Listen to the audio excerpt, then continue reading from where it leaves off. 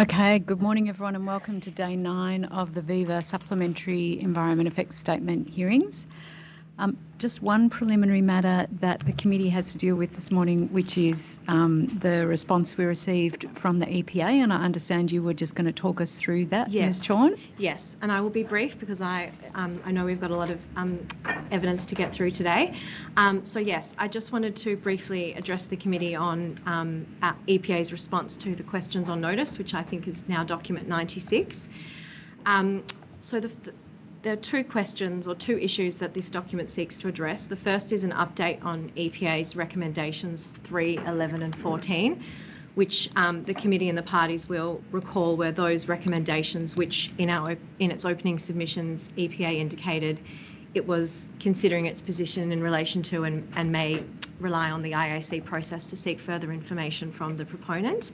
I'm now instructed that EPA has further considered its position in this regard and has ultimately determined that it will defer these matters until if and when it is required to assess the DL applications, and so we don't propose to seek the assistance of the IAC in relation to those matters. As I understand it, there's input required from multiple teams internal to EPA, and we just formed the view that it wouldn't be possible to advance those matters in a manner that would be of assistance to the committee. In relation to the second sort of issue, which is the question on notice regarding the stack-specific limits at the refinery, I'm instructed that that information that's provided in response to that question is the best information that EPA has at the minute in terms of its monitoring or compliance monitoring of the stack-specific limits at the refinery. So that's really all I wish to address the committee on in relation to that document, just provide a bit of context behind that. The final matter which I just wanted to raise is more a matter of courtesy and to let the committee know that it won't be me appearing on behalf of the EPA in January. So this is my last opportunity or my last day here on behalf of the EPA. So I just wanted to say thank you to the committee and just to let you know that that's what the position will be moving forward. Okay. Well, thank you, and thank you for your participation up until now. Any other preliminary matters this morning, Mr. Finanzio? I just have two. Yesterday I asked the committee if it could start early. Partly that was because of a personal commitment of mine in the afternoon. That commitment persists. It's my intention to stay to the completion of the cross-examination and probably up to sometime around noon, at which point Ms. Collingwood will take over from me, and if you haven't already finished asking your questions at that time. Okay. The second thing I wanted to just address you on very briefly is the Jacobs report. You'll recall discussion about that report in the context of the hydrodynamic modelling. I just want to give you an update of where we were at.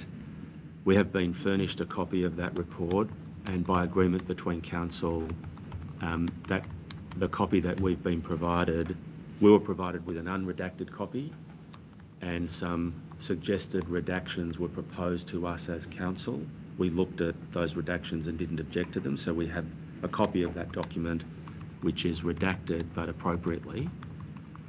We've been... This is the Jacobs report that went into the SWAN modelling, is that correct? Is that correct? Correct, yeah. We've got a copy of the redacted report. Yes. We're considering what we do with it. If ultimately we seek to tender it or not, we haven't decided what we're doing with it yet because we only got it, I think, yesterday, and we're still looking at it. Mm-hmm. It's agreed between us that it should be tendered in a way that doesn't make the document public. Okay. Because there's some commercially sensitive material in it, and what we propose is that we will notify our friends of whether we intend to produce it and address it. Can I just go back a step? Yeah. Whose document is it? Who was it produced for? It was produced for Viva. Right. By Jacobs. Okay. Yeah. So I don't want to get into the detail of that because it may be, I mean, there are, in my mind at the moment, there is a spectrum of possible uses. At one end of the spectrum, there might be it might be a basis of concessions by us. As simple as that, and it doesn't need to be produced at all. At the other end of the spectrum, there might be some submissions we want to make about it, in which case you'll have to have the document to see it, yes, to understand them. So what we propose, rather than you make any orders or anything about it now, is that we'll communicate.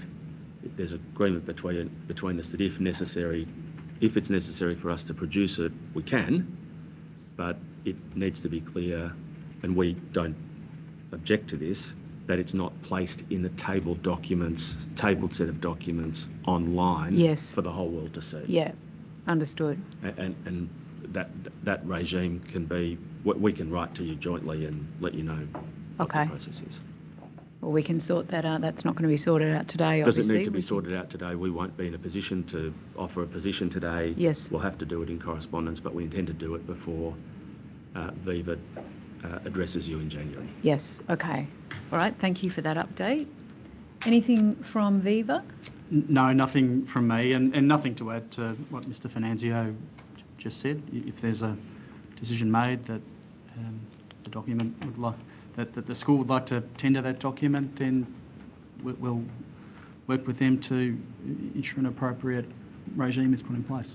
Okay. All right, well, in that case, we're partway through your cross-examination of Dr Edmonds, so we'll hand back over to you, Mr Chessel. Yes, good morning, good morning.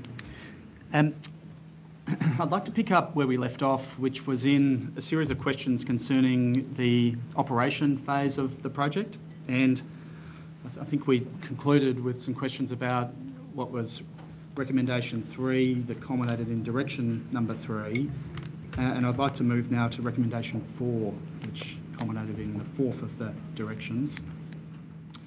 That recommendation was to consider undertaking further targeted investigations into the effects of existing chlorine discharges from the refinery to confirm likely project impacts resulting from chlorination byproducts, including measurement of chlorination byproduct concentrations in, firstly, seawater, and secondly, biota that have high susceptibility to contamination. You see that?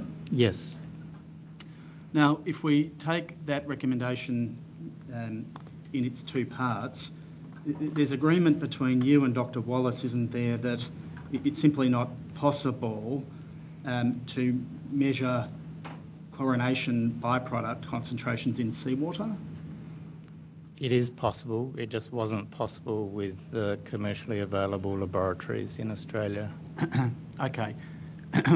Perhaps to be more precise, what you agreed in the conclave is that seawater cannot be analysed for CBP at very low concentrations by available Australian laboratories. Commercial laboratories. Okay. All right. Now, if we turn then to the second part of that recommendation, that is the part concerning biota that have high susceptibility to contamination, you would agree, wouldn't you, that the supplementary statement did undertake further examination in this regard? As with respect to the field surveys or the literature review? The field surveys. Field surveys, yes. That concerns yes. the mussel testing. Yes. That's right, isn't it? Yes. Okay. Now, in the relevant conclave item, this is for those following on page 5 of 11, there's agreement between you and Dr Wallace that mussels were a good choice for testing CBP accumulation. That's right, isn't it? Yes. And why are they a good choice? They're very abundant and they are known to readily accumulate a lot of toxicants. Yeah. Not all of them. You agree then that they're a suitable species to adopt for the purposes of a test of this type? One of them, yes. Okay. And you understand that the results that were obtained from that testing program, which included the placement of mussels directly within the relevant discharge blooms, were processed by a particular laboratory within Australia that you agree achieves the lowest detectable concentrations of any known commercial laboratory in Australia. That's right, isn't it? As advised by Dr. Wallace, I've got no reason to doubt that advice. Okay. And you understand that the tests undertaken by that laboratory tested those mussels in respect of the full range of chlorine byproducts that are able to be tested by that laboratory? Yes. Okay. Now, it's the case, isn't it, that the outcomes from that testing were below, or at least any levels that existed were below the lowest levels that were able to be detected by that laboratory? Sorry, could you repeat the first part of that? As I understand the output or the outcome of that testing, perhaps I'll phrase it this way, the test showed no detection of CBP at levels that were able to be detected by that laboratory. That's right, isn't it? That's correct. There were zeros and they did spike tests. Okay, and what was the outcome of those tests? The outcome were that they had zero values for all the samples and they did spike tests to ensure that the equipment was detecting zeros at the detectable limit. Yeah, okay. All right. Now, one of the observations that you make is that, well, the tests only occurred at one time of the year, and it's possible that there would be months where there are higher CBP occurring due to higher organic content in the water. Yes. And you would have preferred to see, would you, a range of tests undertaken over different times of year, is that right? That's correct. And that's because CBP occurs naturally in the seawater, doesn't it, to some extent? At least certain CBPs are generated as a consequence of organic processes? Right? No, because the natural produced levels are much below what would be expected to be discharged. The reason is that different seasons have different levels of dissolved organics. Oh, I see. And you think that different levels of dissolved organics may impact the extent to which CBPs accumulate within the relevant subject of the test. Is that right? We know that the level of contaminants coming out is totally dependent on the type and amount of organics in the intake. Okay, all right. Which is variable. All right. So, subject to that qualification, that is that you would have preferred to see testing across the course of a year, having regard to seasonal fluctuations in the level of organics. You agree with me, don't you, that the tests that were undertaken were tests that selected mussels, or at least a good choice for the testing program? From the conclave onwards, no, because... Sorry, from the conclave onwards? What yes, does that mean? so in the SES, the units of the testing were not provided. That was clarified in the conclave. So in the SES, the units of the results aren't provided. Right. I clarified that in the conclave, and it's the same as the EES, so milligrams per kilogram are the units. Yeah. And the other thing we established in the conclave was the no detectable limit of the laboratory, of which satisfied there was a search for an appropriate laboratory. Because those limits were above what we would expect in the environment from the discharge, there would be no point doing other surveys for other species or other times under those laboratory parameters. But you agreed that the approach here adopted or sought analysis from the laboratory within Australia that has the commercial laboratory within Australia that has the lowest detectable concentrations. That's right, isn't it? I'm satisfied with that case. Yeah, all right. One thing that you identify is that, well, mussels are a good choice as recorded within the conclave, but you say, well, look, other organisms can also accumulate CBP, and there's no dispute between us in that regard. There's an agreement that there could be ethics barriers to testing resident swans and fish, being other potential species that might, over time, be subject to CBP accumulation. That's right, isn't it? Partly. So depending on the species that you select, there are other studies that have been done in Europe with other species that could be modelled on if you could find the laboratory. Is that the French study with the eels? Is that the one you're referring to? That's one of them. There's the French study. They focused on eels. They also did seawater and sediments. Yeah. There's a subsequent Italian study as well. Yeah. It's true, there are other studies that test other things, but it is the case, isn't it, that the reason why mussels are a good choice for this type of study is because they readily accumulate this type of compound. Actually, they less readily accumulate organobromines than other species. Oh, right, okay. But I agree that they are a species to include in the suite of species, absolutely. Right. Okay. All right, so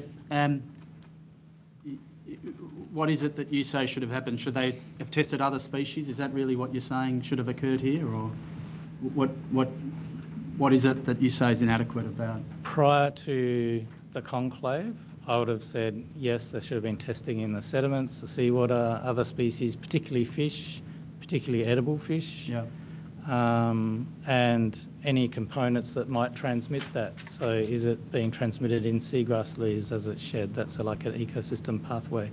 Right. Subsequent to the conclave, my recommendation is if you can't find a laboratory that can detect down to those limits, then it's not useful, obviously. All right. Well, that's a fair answer, I think. All right. I want to move on to recommendation 5, which concerns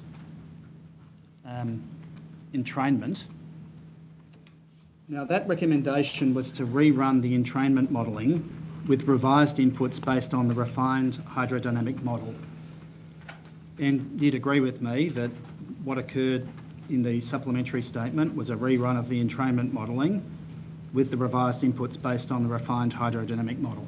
That's right, isn't it? Yes. Okay.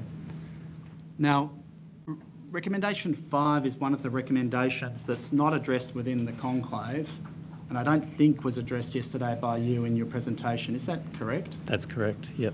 And is that because your concerns in relation to recommendation 5 are of a lesser order? That's correct. Okay. Okay, well, look, I just want to take you, please, to the IAC report. Why don't I ask you this question first? Why are they of a lesser order concern to you? There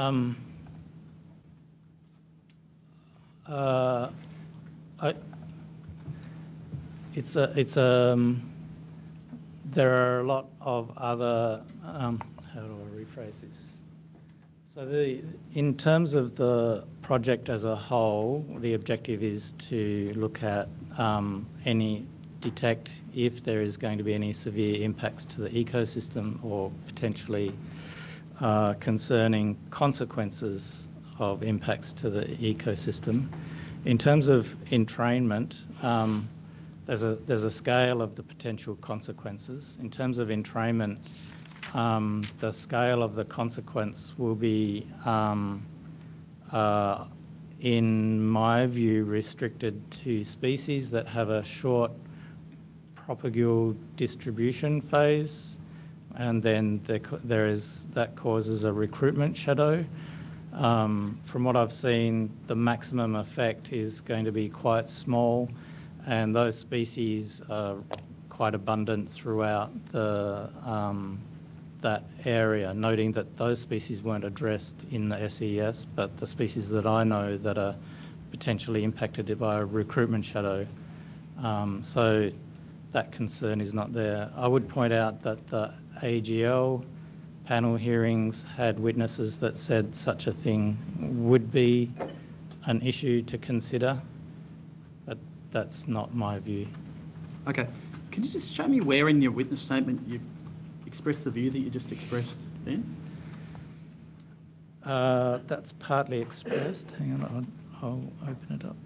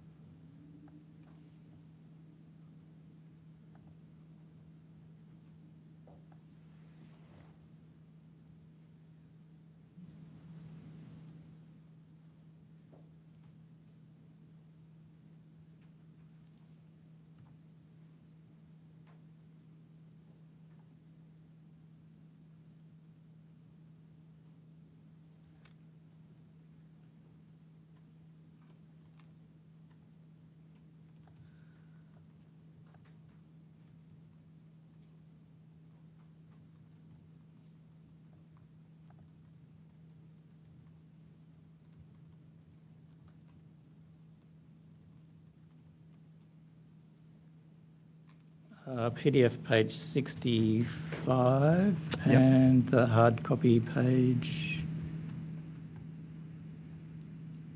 it's page 54.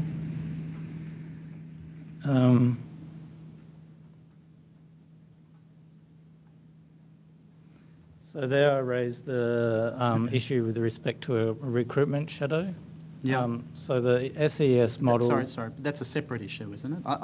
You expressed a view just a moment ago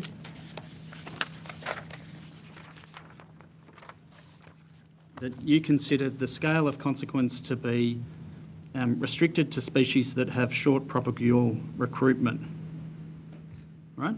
Yes, and I've put that in the note. Well, the flip side of that is that there's an assumption that there aren't animals with short dispersive propagules. Okay, so sorry, just show me where you identified that issue. As I read your analysis here, you say there was no field survey of the biota near the intake that could potentially be sensitive to the creation of recruitment shadow. This issue was raised during the AGL EES for the Western Port FSRU. Yes, so if there are populations of animals that don't disperse widely in their dispersal phase and they're living near the intake and the intake entrainment process affects those propagules, then there won't be recruits coming back to those isolated populations. But sorry to interrupt, your evidence was that you didn't expect that to be the case here. Isn't that what you just explained? There hasn't been a survey. Yes, but a moment ago you... No, but he's not answering the question, Mr. Finanzio. We do, because he's answering a different question. Well, I object. I simply object. Okay. The witness is trying to explain a passage which is not uncomplicated in response to a I object. Yes. And I object because the witness is attempting to explain how this passage relates to an answer given in oral evidence. It's not uncomplicated and is being cut off in the process of doing it. Okay. Mr. Jessel, if you could just re-put the question very simply, and Dr. Edmonds, if you could answer the question very directly. Dr. Edmonds, a moment ago in oral evidence, you indicated that you considered this to be a lower order issue because of your expectation, as I understand it, of the nature of the species that would exist within the entrainment zone, if you like, and their distribution. And you simply haven't identified that within your written statement, have you? Yes, I have. It's probably not written as clearly as it should have been, but issues of recruitment shadow and dispersive animals with non-dispersive propagules are the same thing in terms of how a recruitment shadow would work. That relies on information on Are there isolated populations around or near the intake that are vulnerable to a recruitment shadow? Okay. There isn't evidence in the SES of that, and I've noted that in 2 places here, in the paragraph and in the issues dot points. Yes. And I agree with you that this isn't a higher order issue to be pursued as much as the other issues, and that's why it's only half a page in my... And that's because of the explanation you gave earlier about your expectation about the distribution of the species that would likely be affected, isn't it? Yes. That's why you consider it to be a lower order issue. Yes. Neither my expectation or the SES has evidence on that, though. Okay. All right. Well, it's the case, isn't it, that this issue, like the other issues in respect of chlorine discharge, temperature differential in the discharge, to the extent that there is a recruitment shadow, there would be a recruitment shadow under existing conditions associated with the existing intake. That's right, isn't it? Maybe, maybe not. There might not be a recruitment shadow, but they will be different because the intakes are in different places, that's all. Yeah. So, to the extent that there is one, there's one that exists now associated with the existing intake. The change in location may result in some different form of recruitment shadow to the extent that one exists. Yes, that's correct. Can I clarify that there may not be a recruitment shadow now? No, just as there may not be a recruitment shadow upon operation. Yes, we don't have evidence of No. to answer that. And it's right, isn't it, that recommendation 5 that called for the rerunning of the entrainment modelling didn't give any specific direction about specific modelling of this particular phenomenon you're describing, recruitment shadow? That's right, isn't it? That's right, but it shouldn't matter. Okay. All right. All right. Well, you consider this to be a lower order issue. You're identifying a potential impact that may or may not exist now and that may or may not exist in the future. Is that right? That's correct. Okay. Okay. I'd like to move then away from questions that concern operation and ask you questions about the balance, if you like, of your assessment. I want to turn to your witness statement at page 139. That's PDF page 139. Do you have that to hand? Yes, just 1 moment.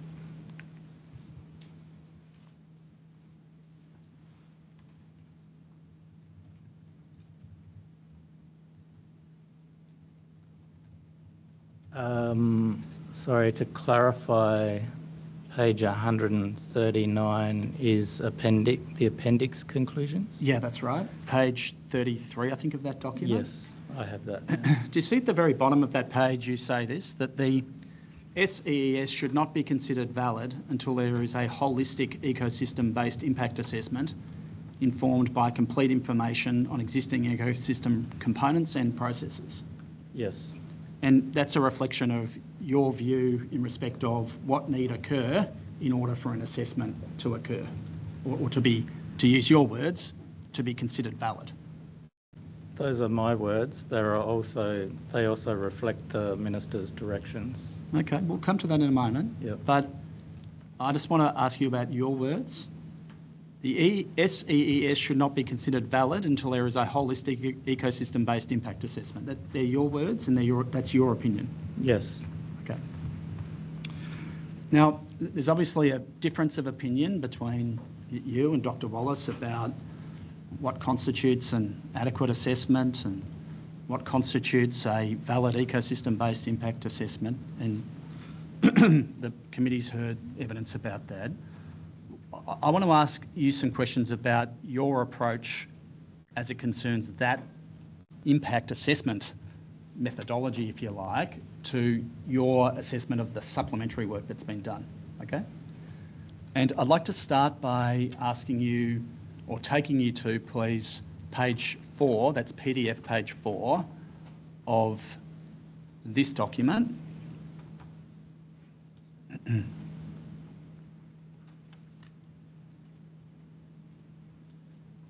Yep. And there you see your summary table. Yes. And the way your summary table is set out is to identify the relevant direction recommendation and to then summarise your issues, if you like, in respect of each of the directions. And you can track it through 1A, 1B, all the way through, right? Now, the first of the issues that you've identified is what you've described as the conceptual model for coordinated ecosystem-based management. Do you see that? Yes. And you haven't allocated to that issue a particular direction or a particular recommendation, have you? It is a recommendation of the IAC in the IAC report. Right. But it's true, isn't it, that you haven't identified a particular recommendation as it concerns the recommendations picked up by the Minister in respect of the preparation of the supplementary environmental effects statement, have you? It's not item 1, 2, 3, 4, 5, 6, 7, 8, is it? No, I didn't confine myself to just those specific directions. I'm just asking you whether that's correct. And the reason why you haven't done that is because it doesn't fall within recommendations 1, 2, 3, 4, 5, 6, 7, 8, does it? That's correct. And I think you alluded to this yesterday, didn't you? That this was an aspect of the IAC report that wasn't specifically addressed within the relevant recommendations or directions from the Minister. That's right, isn't it? It is in the directions of the Minister. The directions in respect of recommendations 1, 2, 3, 4, 5, 6, 7, 8? So they are in there, but there are other directions in the directions from the Minister in addition to these recommendations. Okay, and you say there's a specific direction, is there, to adopt a particular ecosystem-based management assessment? Indirectly. Oh, okay. All right.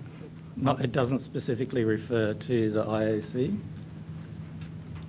but I note that it refers back to the scoping requirements of the EES apply to the SES where they fall within those subject topic matters. Okay, so you say that the Minister's directions in respect of the supplementary statement pick up this recommendation from the IAC, or this component of the IAC's report, by reference to, indirectly, the scoping requirements in respect of the original EES. Is that the answer you just gave?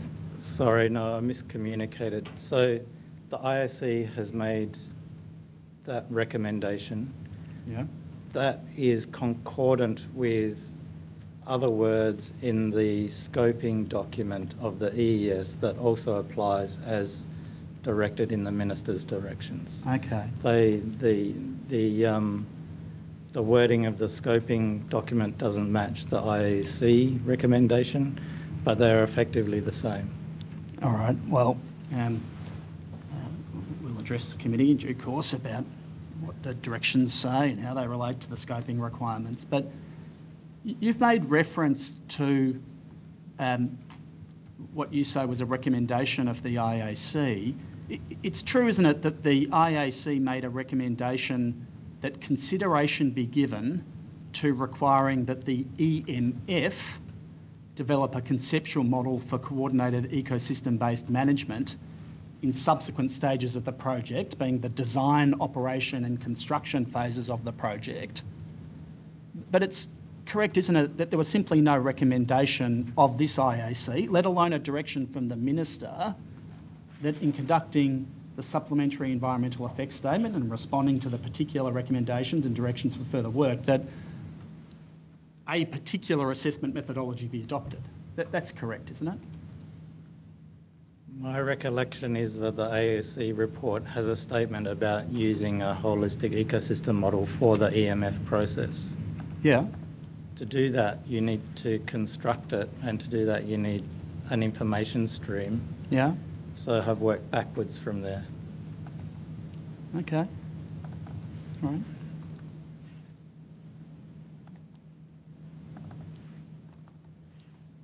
You agree that the recommendation from the committee concerned consideration being given to developing a model of that type, again,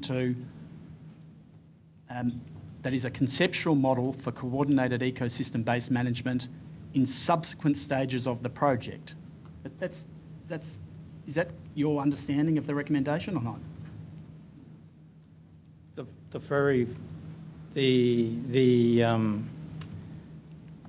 That is understood to be a endpoint that feeds into the EMF process, if you want to take it literally. But to get there, there's a process you have to go through to get to that point. So I partly agree with what you're asking. To be fair to you, I'll read the relevant recommendation from the IAC report. Consider adding a requirement. Yes, it's at PDF page 65. Consider adding a requirement to the environmental management framework to develop a conceptual model for coordinated ecosystem-based management of environmental impacts and risks to the marine environment in subsequent stages of the project, including detailed design, construction, operation and decommissioning. Is that the recommendation that you're referring to when you say in your report at PDF page 4,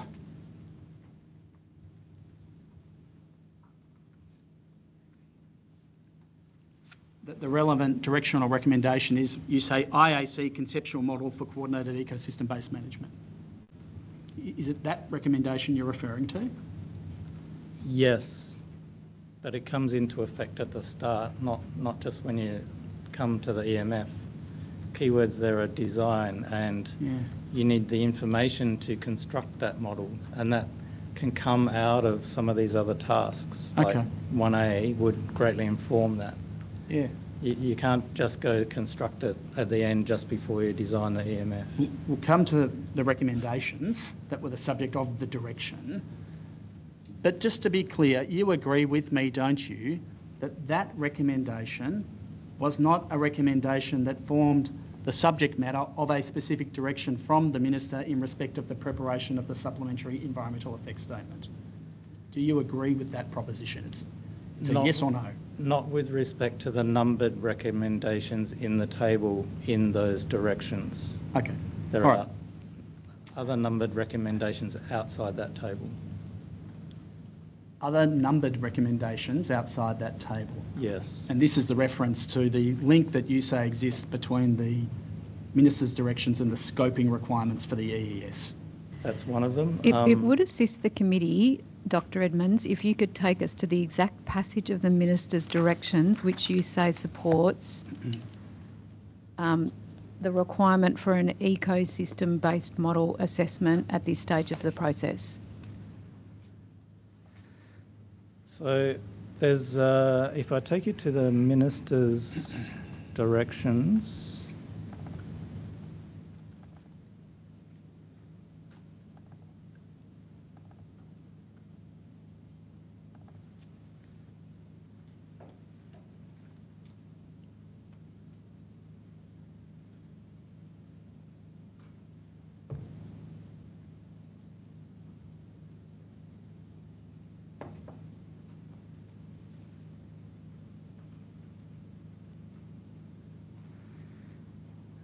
point number 4.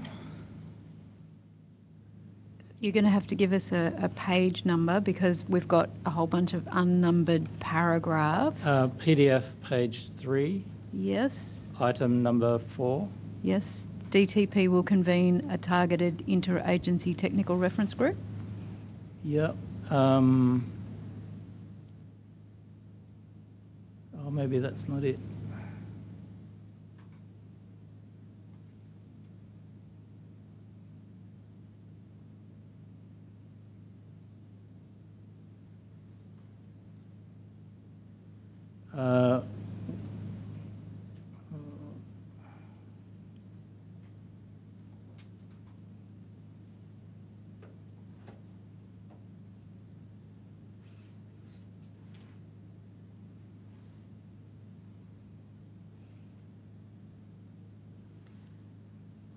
We will need to move on fairly promptly.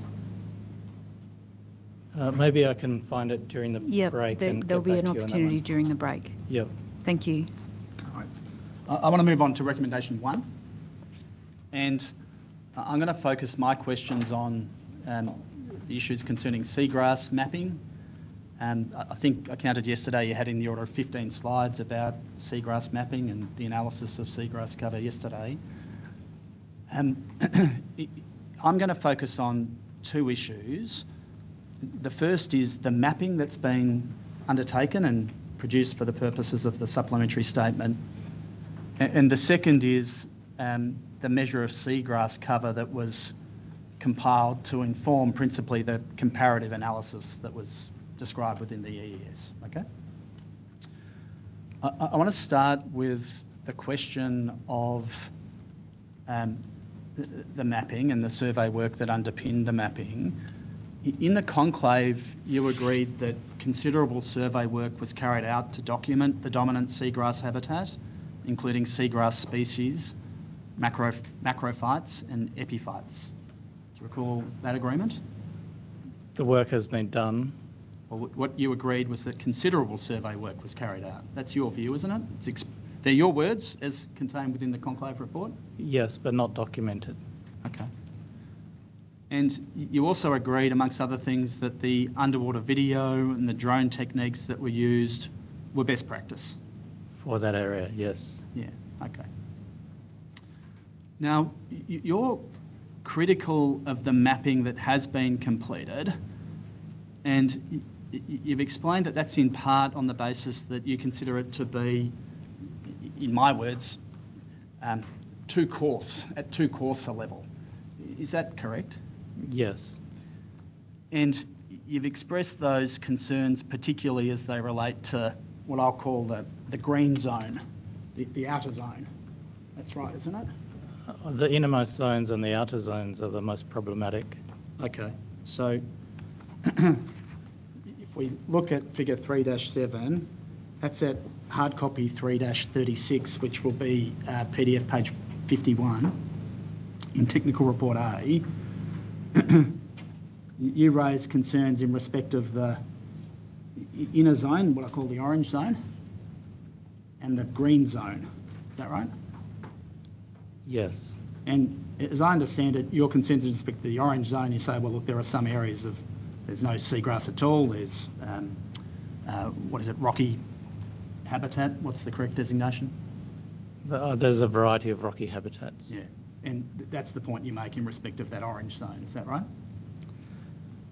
And these have different ecological properties or values. Yeah, well, we're talking about the mapping, but the point you're making is that within that orange zone, there are patches of rocky zones, rocky habitat. Yes. Okay. And your point that you make in respect of the green zone is that, well, you consider that zone to be characterised by a broader mix of seagrass species than Halophila mixed with Nigricollis. That's the observation you made, isn't it? My observation is that in different places it's not a mix. It's different things in different places within that zone. Yeah. Yeah. Well, I don't think there'll be, or is, in fact, any disagreement between you and Dr. Wallace about that, is there? That's not a matter of disagreement. Perhaps I'll do it this way. You requested and you were provided with the relevant imagery that informed the preparation of those maps, right? Yes.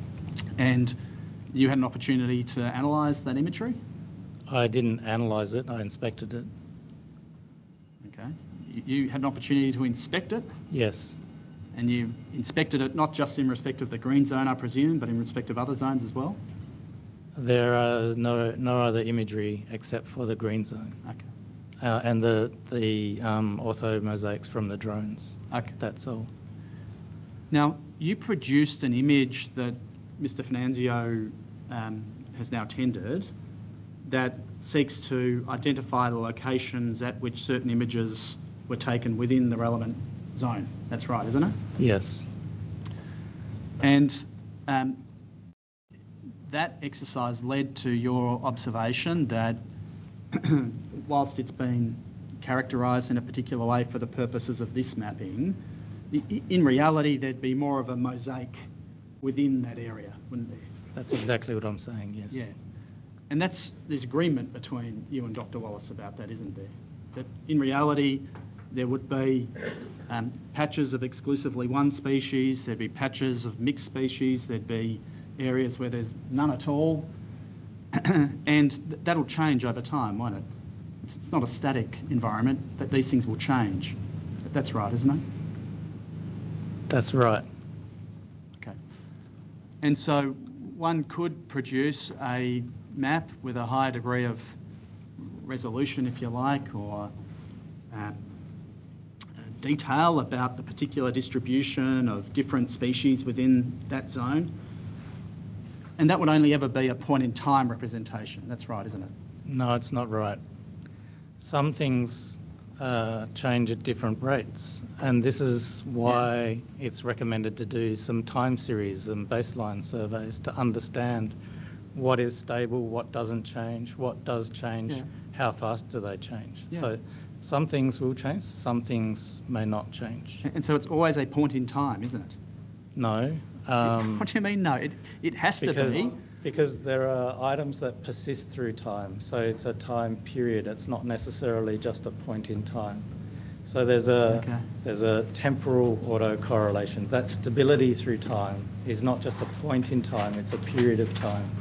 Okay, all right. Dr. Edmonds, if I could jump in there, what would be the output of that process in terms of mapping?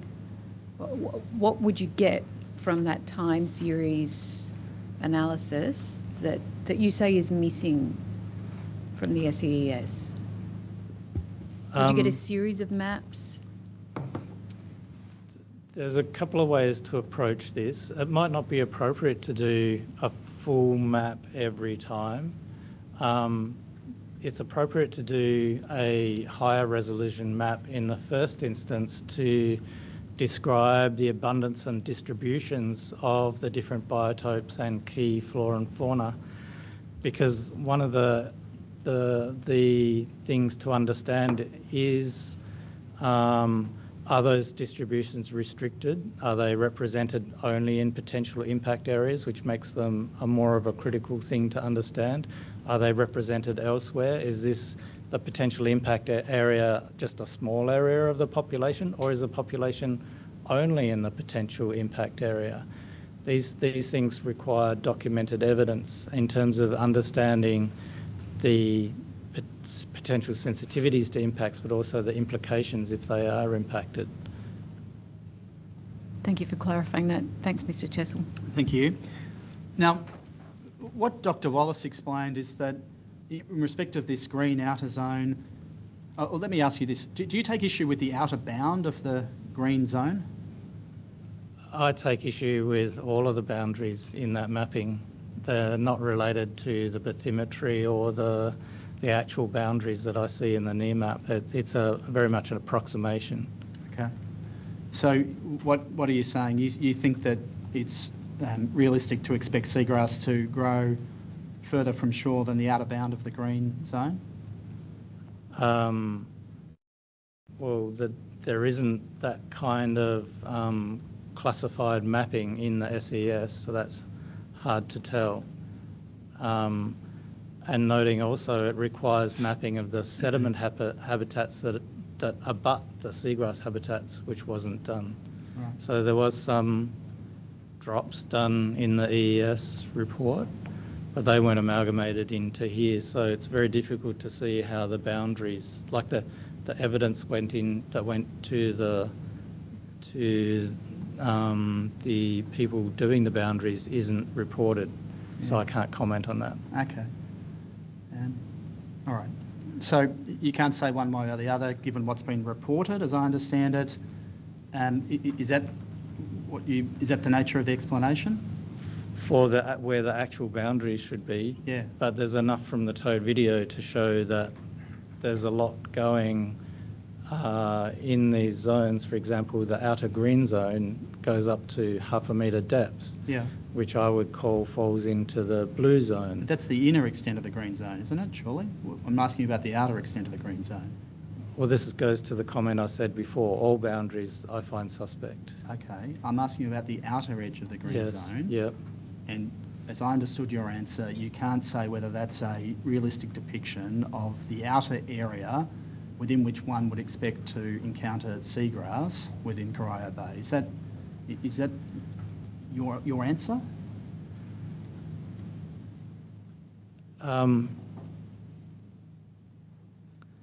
I can only answer from my personal observations on the site. Right. The data in the SES don't show that, but at that depth there are plants. There's the Halophila seagrass, not the Nigricollis seagrass. Yeah. So it's not a mix of the two, but it's very sparse, can have different structures. So, but where that boundary is requires data to put that boundary. You understand, Dr. Wallace doesn't say that within that green zone there is exclusively a mix. That is, that there's for the entirety of it, there is a mix of different species. But the evidence that was given is that within that zone there will be a mix of species and sometimes mixed species within the same area. So that zone spans a depth range from 1/2 metre depth to 3, 4, 5 metres depth. Yes. That mix changes. So in the... Yes. No, I'm sorry, Member Carlisle, I just indicate that I'm getting frustrated by the witness not answering my question. No, he and I is will answering your interrupt question. when he's answering a different question. Okay? No, he is answering the question. I want to be heard on my objection. A moment ago, the question was based on the outer edge of the zone. The questions then shifted to the inner edge of the zone. No, they didn't. The Yes, questions, I didn't hear that shift in the questions. I thought we were still that Mr. Chessel was asking about the outer edge of the zone. Dr. Edmonds took us to the boundaries between the zones. Dr. Edmonds, you have to listen to the questions really carefully and answer the questions that are being asked. If you need to qualify your answer, you're absolutely permitted to do so, but you must answer the question that's being asked first. And I think we might get less aggro across the table and less interjecting, and we might get to the bottom of the information that you're trying to convey to the committee. Okay, look, I'll try not to interrupt. Now, look, I want to move away from mapping and I want to ask you questions about your views concerning the comparative exercise that was undertaken within the supplementary statement. And this is the comparative exercise to compare the extent of cover of seagrass within the plume to the extent of cover of seagrass outside of the plume. Okay? Yes. Now,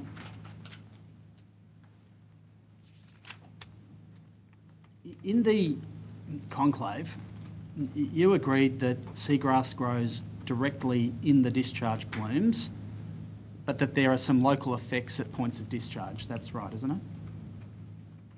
Yes.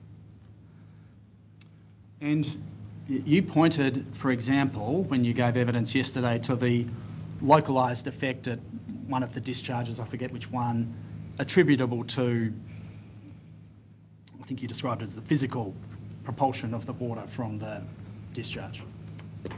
That's right, isn't it? Yes.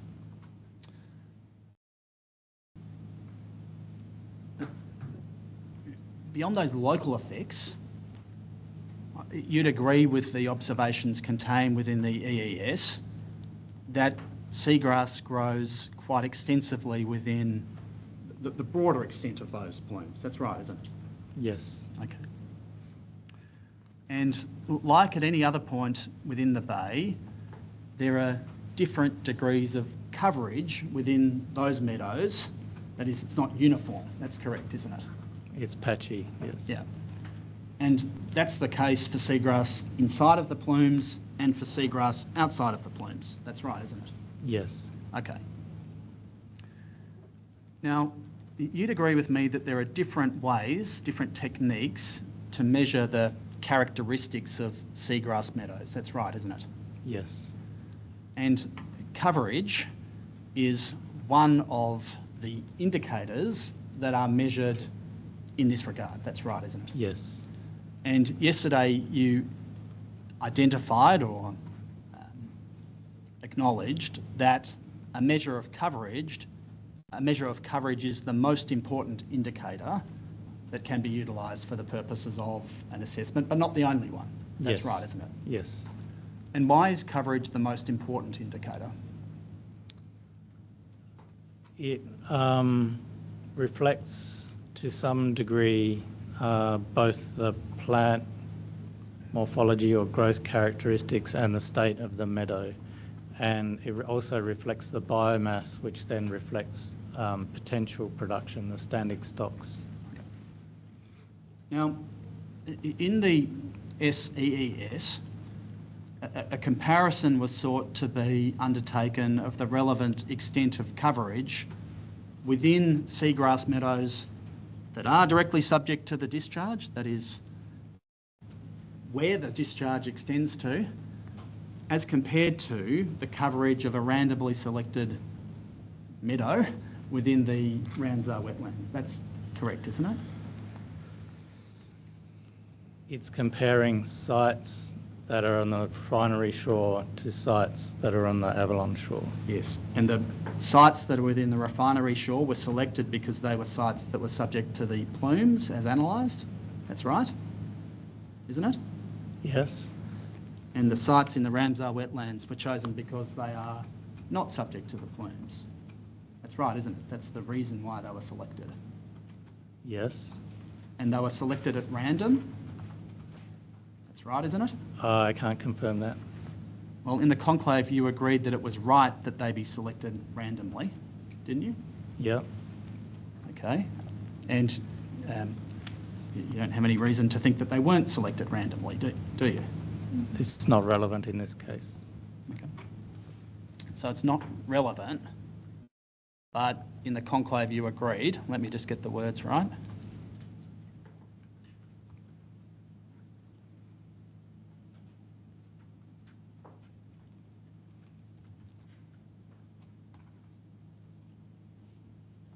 You agreed that the control sites in the Ramsar were this is at PDF page 3. You agreed that the control sites in Ramsar were selected randomly, as should have occurred. That's Yes. right, isn't it? Yes.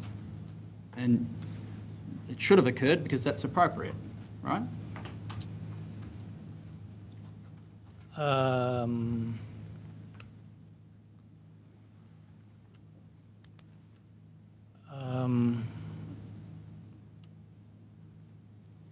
If you're designing a statistical study, yes, with respect to the rationale of the analysis hypothesis, no. Okay. What then happens next is, having selected these locations, that is the location subject to the plume and the location not subject to the plume, a comparison was made between what I'll just describe for present purposes as a metric of measured cover derived from 450 locations of the meadow within the plume as compared to the same metric derived from 450 locations outside the plume. That's correct, isn't it? No, I contend it's not a metric. It's a qualitative observation, Okay. not All a right. quantitative observation. All right. Now, whether it's qualitative or quantitative, a comparison was drawn between the two. That's right, of cover. That's the nature of the exercise that was undertaken. Correct? I would admit that that's their intention, but I contend it wasn't a observation of cover that you can compare. Okay. All right. Well, I'm going to come to that in a moment. I mean, you're critical of the reliability of the results of that exercise, as I understand it, but I wanted to ask you this. Do you see there being any merit in attempting to undertake a comparison of this type or not? No. Okay. So you just say that was a complete waste of time? In terms of assessing whether there's a response from the wastewater impacts, yes. Okay. To actually do surveys in different places is informative. Yeah, okay. So you wouldn't throw the entirety of the analysis out, but you just take issue with the attempt to quantify the difference in cover between the two areas. That's really the issue that you take with the analysis. And relating the comparison to any type of impact from the wastewater. Okay. You can't draw that from that comparison. Now, you say it's not a quantitative analysis because there's a subjective element in the grading system that was utilised for the purposes of describing the extent of cover. Is that an accurate summation of what you said? No, subjective. There are subjective methods for getting a metric, Yeah. and there is always issues with subjective measures, but they are actually quite common. The issue here is not as much as the subjective issue, but as much as the classification scheme behind the qualitative classes. So it's the for lack of a better word, the sort of coarsity, the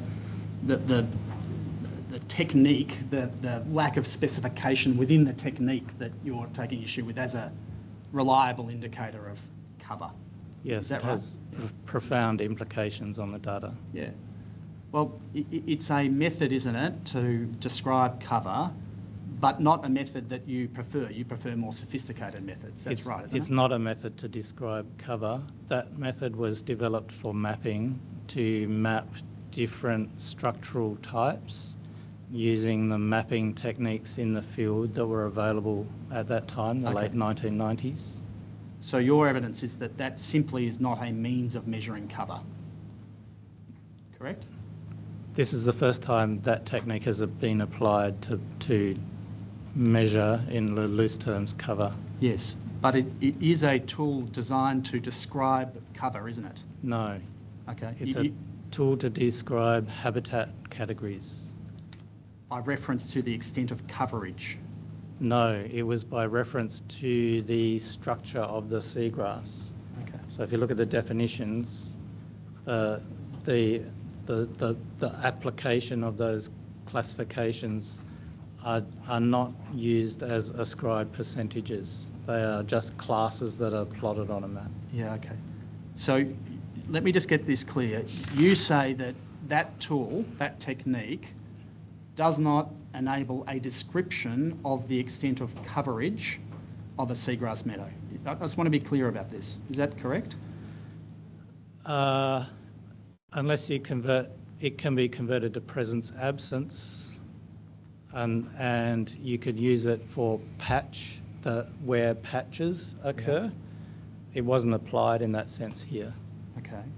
So you say that the information that was gathered is irrelevant to a description of the extent of cover within the relevant meadow. Is that your position?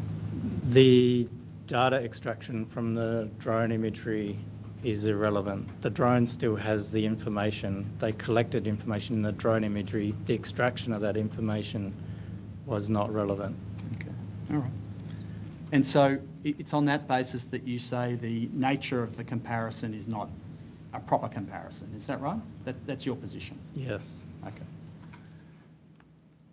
You agree, though, don't you, that the notion of comparing coverage between the two sites is a worthwhile exercise?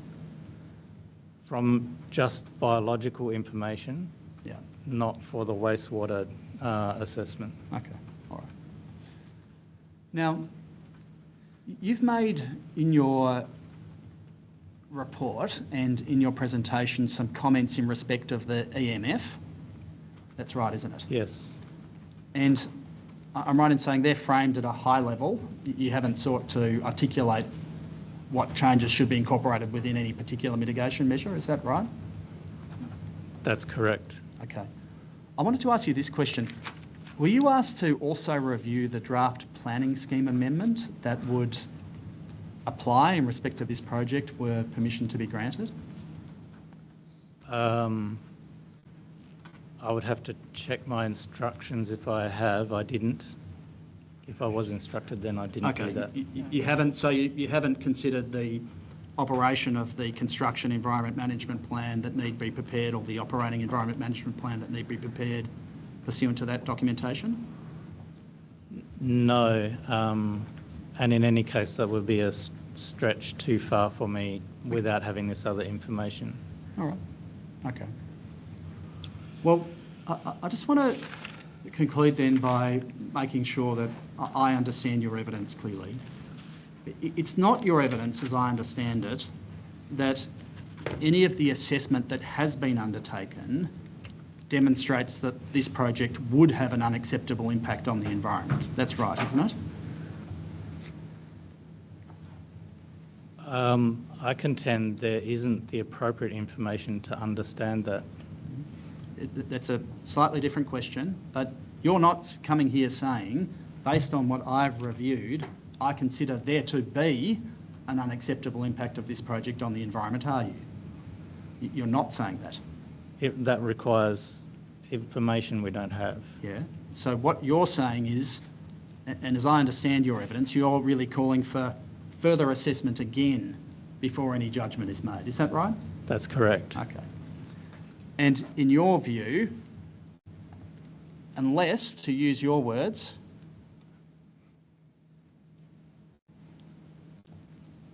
unless a holistic ecosystem-based impact assessment informed by complete information on existing ecosystem components and processes is undertaken, you say that no judgment can be, or that the environmental effects statement cannot be considered valid. That's right, isn't it?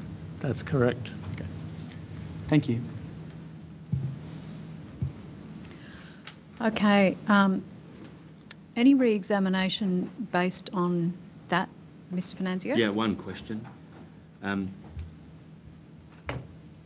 How reliable are the boundaries of the seagrass areas depicted in the map on page 51 of the technical report A?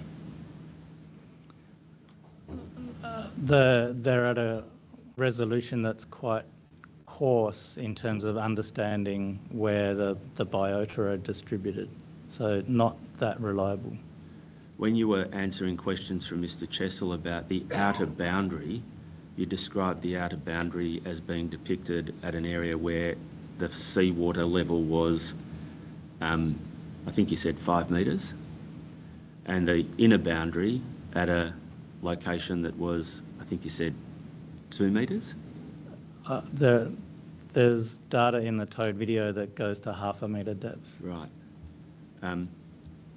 What are the implications of that for the accuracy of the boundaries shown as the green area? It's confounding different types of biota within the one area and how you would assess potential impacts based on that.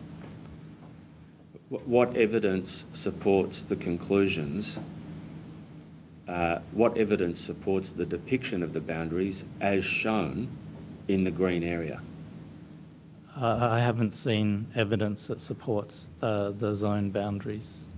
What evidence supports the existence or the depiction of the zone boundaries for the other seagrass areas mapped in that image? The only other evidence I've seen are the drone images and the EES mapping, and that's quite sparse. It doesn't map the rocky areas. They're all that matters. Thank you. Okay, we'll take our morning break and we'll come back at 11:25. I may or may not be here when we resume. I've got to talk to my team, but Ms. Collingwood will have the carriage of it if I'm not. Thank you. If I am here, I'll be sitting at the back so that I can make an easy getaway.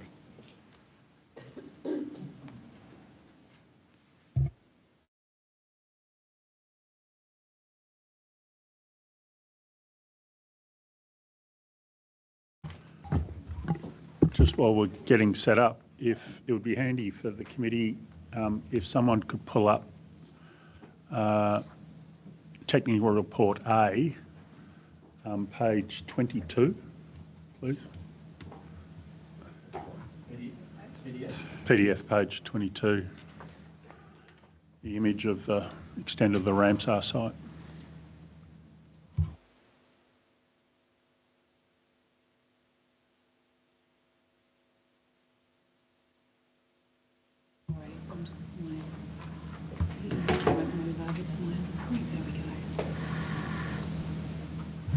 Okay, sorry for that short delay. We were just doing some last-minute triaging of questions based on the questions that were put this morning.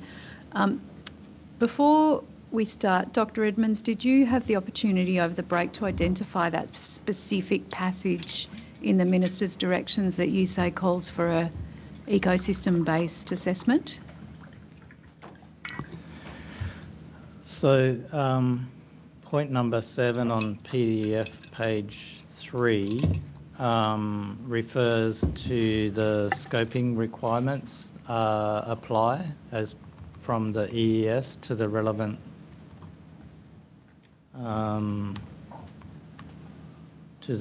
matters under the supplementary EES. Okay, thank you.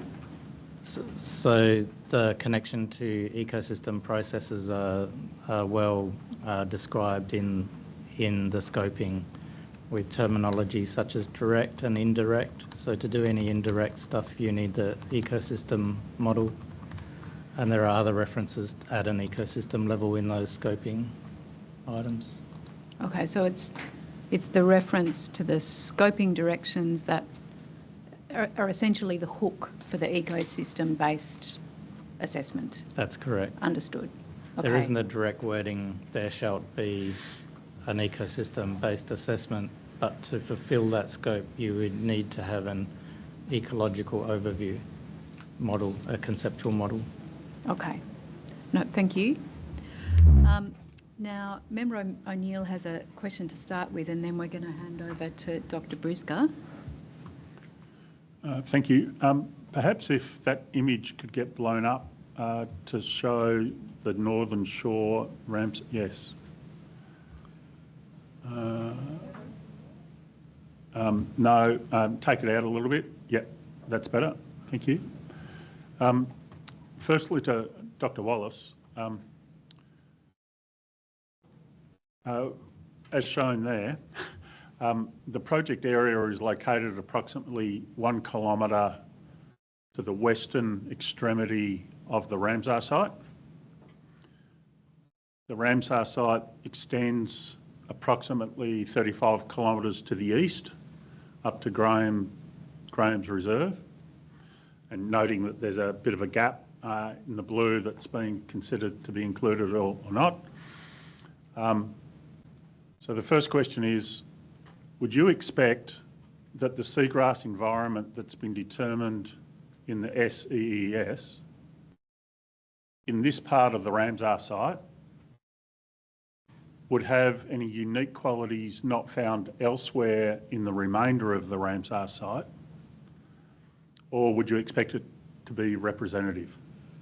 I consider the seagrass in northern Corio Bay to be representative and similar to the seagrass that extends along that whole shore to the blue zone. The seagrass that then goes along the next strip is a lot more variable. So it's similar seagrass, but it comes and goes a lot more than the seagrass in Corio Bay. Corio Bay is very persistent, same seagrass year after year, but variations within a theme. Offshore, up in Port Phillip Bay, that area has more sediment movement, and seagrass is therefore tending to be more mobile and change more. Thank you. Dr. Edmonds, same question. Do you consider the seagrass environment in proximate location of the project here is would have unique qualities not found elsewhere in the remainder of the Ramsar site? Yes, the area to Point Lilius, the Corio Bay area, as Dr. Wallace said, is more persistent because there's a nutrient cycling. There's no loss of nutrients, which makes it quite a different domain to the other areas outside Corio Bay Inner. Thank you. Just one other question in relation to the Ramsar sort of location. With the project area, and so firstly, Dr. Wallace, with the project area being proximate to the edge of the Ramsar site,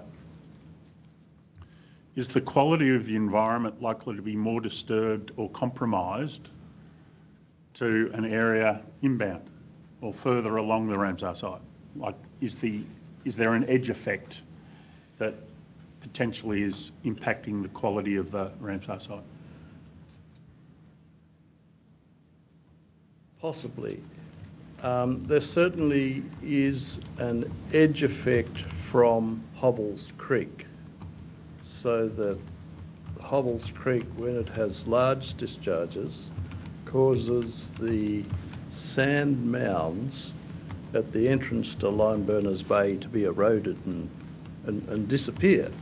So on a 10 or 20 year cycle, there are significant changes at the entrance of Limeburners Bay because of that creek discharge, which doesn't occur further to the east because there's no other creeks until you get up to the Werribee River.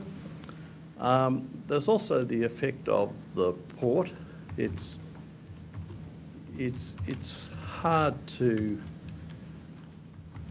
say because I think the effects of the port would be felt more by the deeper seagrass than the shallower seagrass. The shallower seagrass still has lots of light and appears to have adequate nutrients, so the effects are probably outside, deeper than the Ramsar zone. So yes, there's a big effect from the creek, and there's not an observable effect from the activities in Corio Bay itself. Thank you. Dr. Edmonds? So I'll repeat the question. With the project area being proximate to the edge of the Ramsar site, is the quality of the environment likely to be more disturbed or compromised? Do you have a view? It's very difficult to determine because there are quite different ecological domains. So the Limeburners Lagoon is quite a different domain, ecological domain, to the southern lagoon and the entrance.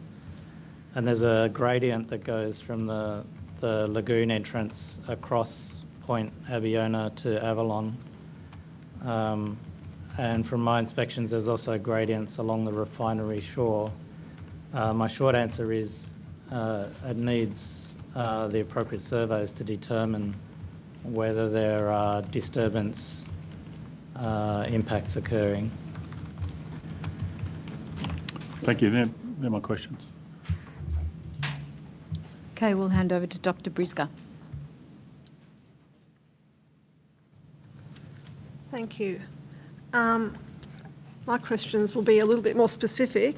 My first question is about first set of questions is about the characterisation of the marine environment and the existing condition, and about the characterisation of communities other than seagrass. So this first question is just to Dr. Wallace, because it's a question of clarification. In response to questions during your evidence, you referred to survey work that you've undertaken in relation to fish, sea urchins and intertidal algae. Could you please direct us where to find this in the reports? It's in a combination of in the EES and in the SEES. There is discussion about fish in the sections. There are two sections. There's quite a long discussion about fish in the EES, and then there's a shorter discussion about where do fish breed in the section on chlorine byproducts. There are, let me have a quick look about sea urchins. So we're particularly interested in, I guess, the documentation of the survey work rather than just more general discussion. No,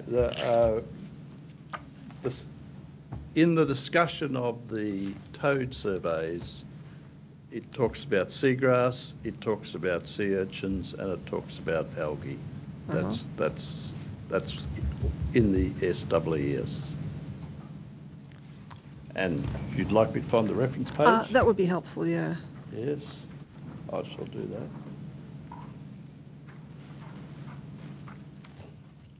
So 336 talks about algae and epiphyte cover. Are we in technical report A? I'm in technical report A.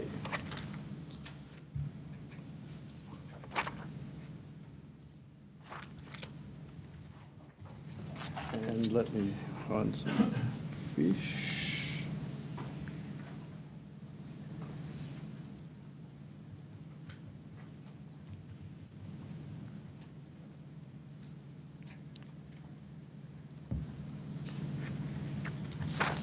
And the fish data are on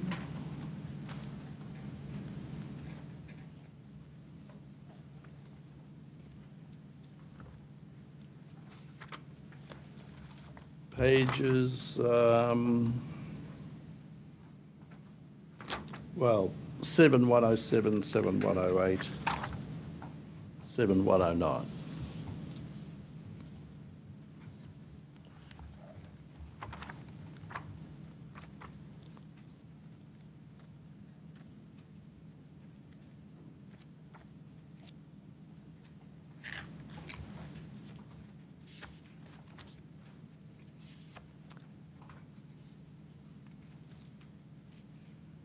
Is that it, Dr. Wallace? I think that's Yes. it. Yeah. And so, sorry, where did you say the sea urchins was that in section 336 with the Oh, sea urchins.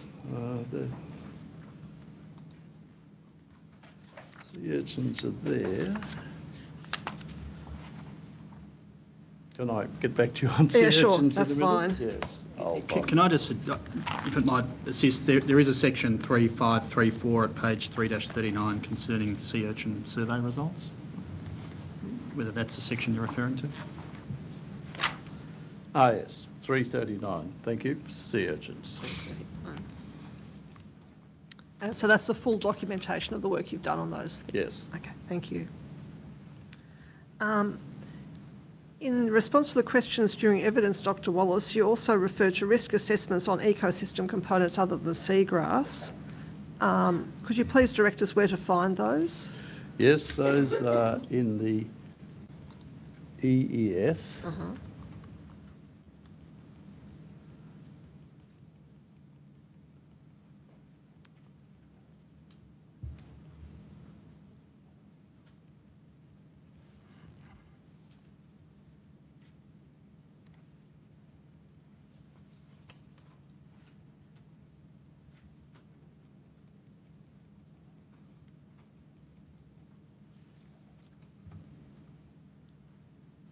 Might be quicker if I search from the table of contents, mightn't it?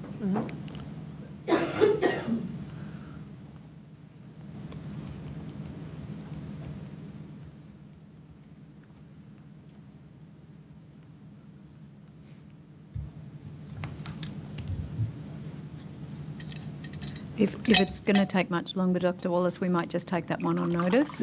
Yeah, okay. Sorry, there are there are tables there that list high, medium, and low risk for various components of the environment. Okay, if you could perhaps come back to us. Yes. Thank you. Yep. And my next question was, you're referring back to the EES. Were any further risk assessments undertaken in the SEES? No, we reviewed the risk assessments in the EES and decided that they were still appropriate.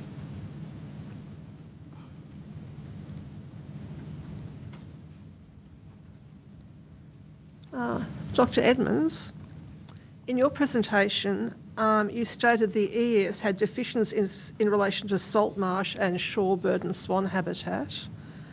In forming that view, did you review Technical Report B in the SEES, which is a report on birds, and also the Terrestrial Ecology Report in the EES? Yes, I did. And also relevant to that is the Matters of National Environmental Significance report, particularly pertaining to school shark and salt marsh. None of those reports adequately mapped or even paid much attention to salt marsh. And I noted in the migratory bird report, there was quite a big gap in where they did the surveys.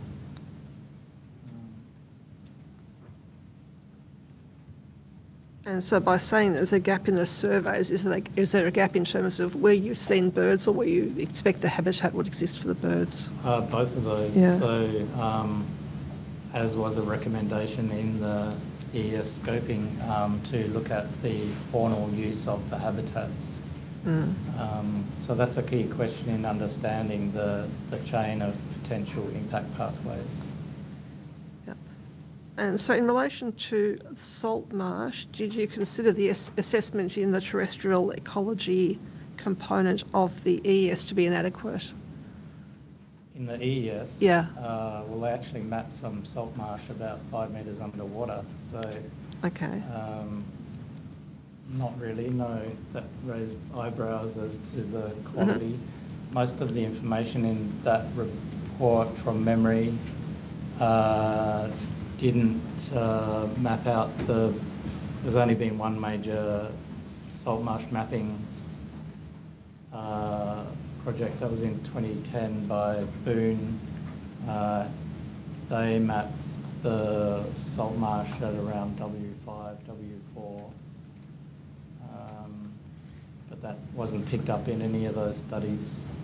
From memory, they did pick up the salt marsh at the entrance to Lime Burners Lagoon, and there's another patch on the end of Point Abilena, which I think would be quite important, and potentially orange-bellied parrot feeding area as well. Thank you. Could I just answer the previous question? Sure, yeah. Table 8.6 in the EES gives environmental risk assessment for the existing thermal plume, and it looks at various biotopes and their tolerance, recovery, evidence assessment, and the risk ranking. And there are similar tables for the chlorine discharge and for the dredging. So there are 3 or 4 tables which summarises the environmental risk assessment for various environmental sectors. And they were in Technical Report A for the original EES? From the original EES, and we looked at them and said, no, we think that rating still applies. Sorry to interrupt. Yes. I've just been advised that people online are finding it difficult to hear some of the answers that are being given, and so I just asked the witnesses to speak directly. Yes, to if you could just please. get close to the microphone when you're giving your answers. Thank you. Thank you. Another question I'll put first to Dr. Edmonds and then to Dr. Wallace. Dr. Edmonds, you recommended that a range of other communities other than seagrass should be surveyed, including rocky reefs with gastropods and/or Holmesera banksia, and bare sediments with infauna and microphyta benthos.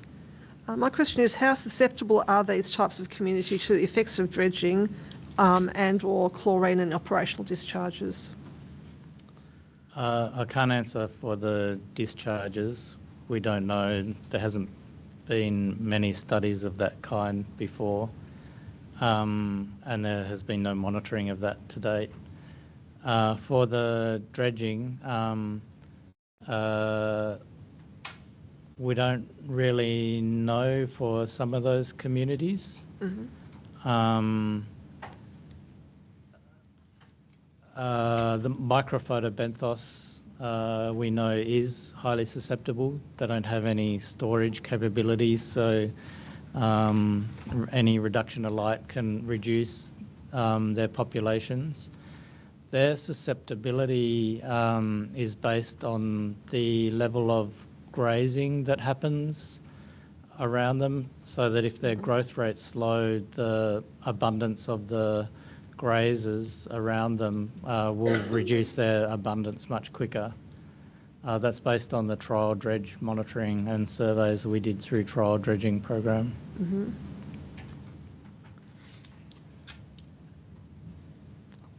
And I'll put that question to Dr. Wallace as well. So this was a susceptibility of, microphytobenthis. That question is answered in tables 10.9 and 10.10, and I think 10.11, where we actually made estimates of the areas of habitat that were affected for phytoplankton, MPB, seagrass and macroalgae, and made an estimate as to the change in primary production in Corio Bay as a whole due to the dredging activity. And to give you a feeling for the result, a small reduction in productivity was predicted. It was 68, we might as well say 70 tonnes of carbon per year from those 4 primary producers out of 10,600 tonnes in Corio Bay. So saying what proportion of that habitat? Well, primary production would go down by about 0.7% for about 2 months. So that's MPB and macroalgae. In terms of rock algae, I think I also mentioned the animals in the beach. Mm-hmm. These are fairly hardy animals that have a fairly tough environment to survive in, and our view is they would be less sensitive than seagrass to the effects of dredging. To the effects of chlorine and temperature, our view is that they are exposed to the atmosphere at low tide, therefore they have a much larger temperature range than if you're fully immersed. Mm-hmm. Therefore they must be more tolerant to temperature, and the effects of the enhanced temperature in the discharge would be smaller and negligible in my view. In terms of chlorine, well, we've shown that the extent of the chlorine plumes is quite tiny and doesn't really go very far from the discharge points, so you can't really expect any impacts beyond the DGV of chlorine, and therefore those rocky reefs, unless they're right next to right next to a discharge point, then they're not affected. Can you just clarify, you said tables 10.9, 10.10, 10.11, of which document? Of the EES. Thank you. Tech report. Tech report A, sorry, yes. And so that was the original EES, not the SES? No, that's right, because we followed the view that the SES is a supplement to do specific tasks, and it really would be incorporated into the EES. And so, for example, we didn't do any further work on phytoplankton because that had been done, mm-hmm. and there was no reference made to further work on phytoplankton, for example. Yes, I understand. My next questions will be relating to figures out of Technical Report A from the SES. The first one, sorry, so my first, that didn't come through. Just because we've got online. Yeah, sure. Yep. Okay, so the next set of questions relate to figures out of Technical Report A from the SES. And I'm wondering if it would help if someone could put them on screen.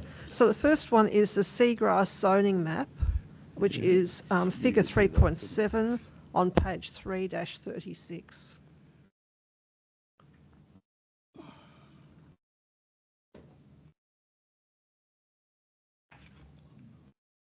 Oh, okay. Can you load that one up? Thanks. Oh, there it is. So yes. It's the map we've been talking about a little bit. Yes. My question is just to clarify, Dr. Wallace, what has informed that map? So I understand that the map has been informed. Well, maybe you can outline to me again what the map's been informed by, and then I just wanted to cross-check whether other sources of information have been incorporated as well. Yes. Okay. The map's been informed by the surveys around the shore by the biologists, by the underwater camera surveys, by the plots of seagrass density with depth. I can refer you to the relevant pages. So, yeah, can we stop at those? So the seagrass density with depth plots, are they based on field measurements? No, they're based on, yes, they're based on field measurements. Field measurements of this particular area, of the study area? The field measurements in Corio Bay, and they are based on classifying the seagrass in each image as sparse, medium and dense as discussed. But they're based on Corio Bay General, as in the area covered by this image, or Corio? Yes, yeah, they're based on photographic images and biological ground truthing images in this part of Corio Bay. Thank you. And so in terms of applying those, you've then taken all of the seagrass in that area of that image, and in those graphs of seagrass, the depth relationships, you haven't differentiated between the Avalon shore and the refinery shore? No, because we believe that the distribution with depth would be approximately the same on every transect in that part of the bay. Okay, thank you. So we'll just go back to the sources. So we have these relationships, and we've got this camera survey that would be site-specific, and the onshore, the observations from shore, I guess they'd be site-specific as well. Yes, and the depth relationships are figures 9.6 and 9.7. That's correct, yep. Pages 9.143 and 9.144. So. And do these also incorporate the drone surveys? No. Well, yes, in a way. We incorporated the drone survey to have the second category, which is the mixture of Nigrocaulus and Mulleri, right? Yeah. So the boundary between where we think it's all Mulleri and where we think we get the mixture of Mulleri and Nigrocaulus came from the drone surveys.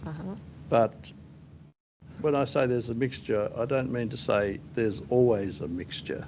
There is sometimes one species, sometimes the other species, and sometimes they grow together. So it's a mixture of mixtures. See. Now my next question is for Dr. Edmonds. You say the SEES did not apply the mapping classes of either Blake and Ball or CBICS. The SEES established its own mapping classes. Just wanted to clarify what you meant by that. So the zones here aren't represented in sorry, I'll backtrack. So there have been different mapping programs in Victoria with established classes. The classes here on figure 3.7 don't refer back to the standard Victorian marine classes. Are they more or less detailed than the standard classes? The standard classes are more detailed.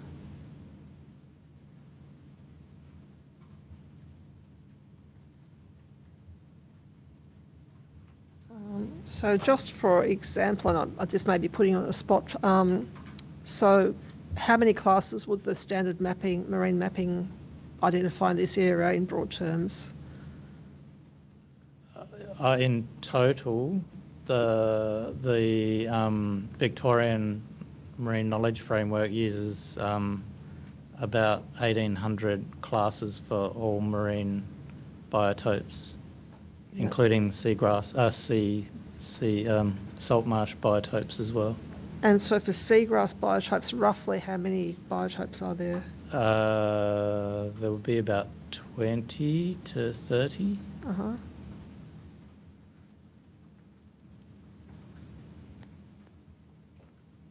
And Dr. Wallace, did you consider that mapping framework when you determined the framework, the classification scheme to use for this map?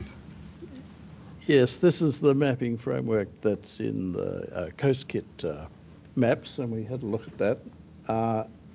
And we thought that that would lead to hundreds of polygons, maybe thousands of polygons, to represent the same map that shows on the screen there, because it's very diverse.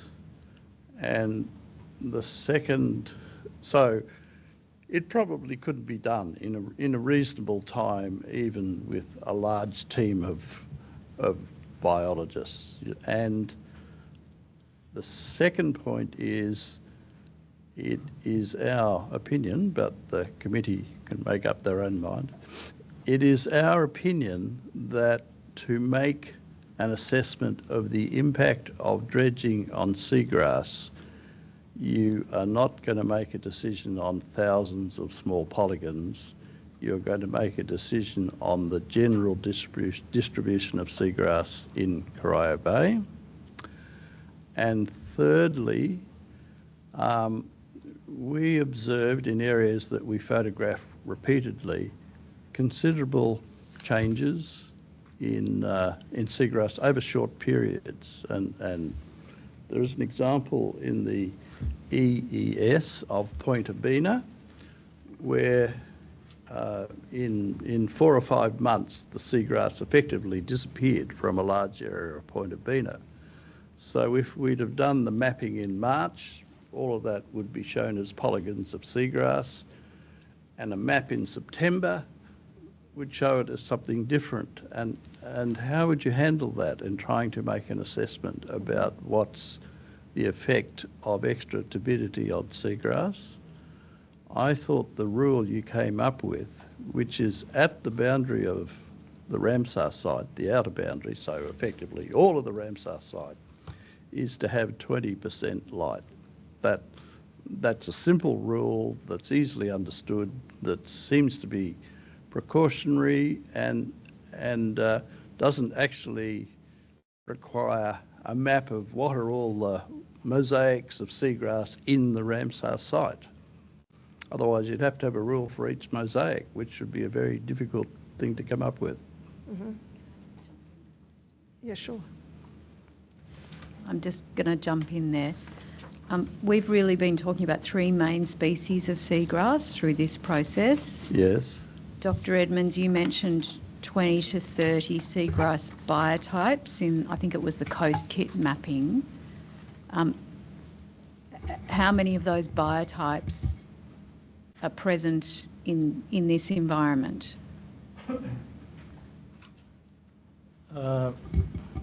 There's probably only about 10, and there's probably about 5 to 6 bare sediment biotopes, and there's 1 or 2 rocky habitat biotopes in the littoral zone. And Dr. Wallace, did you want to add anything to that? No, we've looked at the biotopes in the EES and did our risk assessment using the biotopes, but the biotopes are quite complex to use because they distinguish between whether there's not much seagrass and some mud, and a lot of seagrass and not much mud, and all seagrass and a mixture of seagrass. So the biotopes are very good for mapping stable areas of the coast, in our view. I think a broader classification of where you find different types of seagrass, and in particular here, you're looking at Mullarai in the intertidal area. That's predominantly where it is. A little bit creeps into the subtidal, but you know that the intertidal is substantially Mullarai. Then you get a zone of Nigrocaulus, which is the tall one, which grows towards the light in shallow water. And then the further you go out, the more it becomes a larger proportion of Halophylla, right? Now, if you map that, you're going to get a lot of different squares and polygons, but... We're starting to go over the same ground here. Okay, I'll stop. What I'm seeking to understand is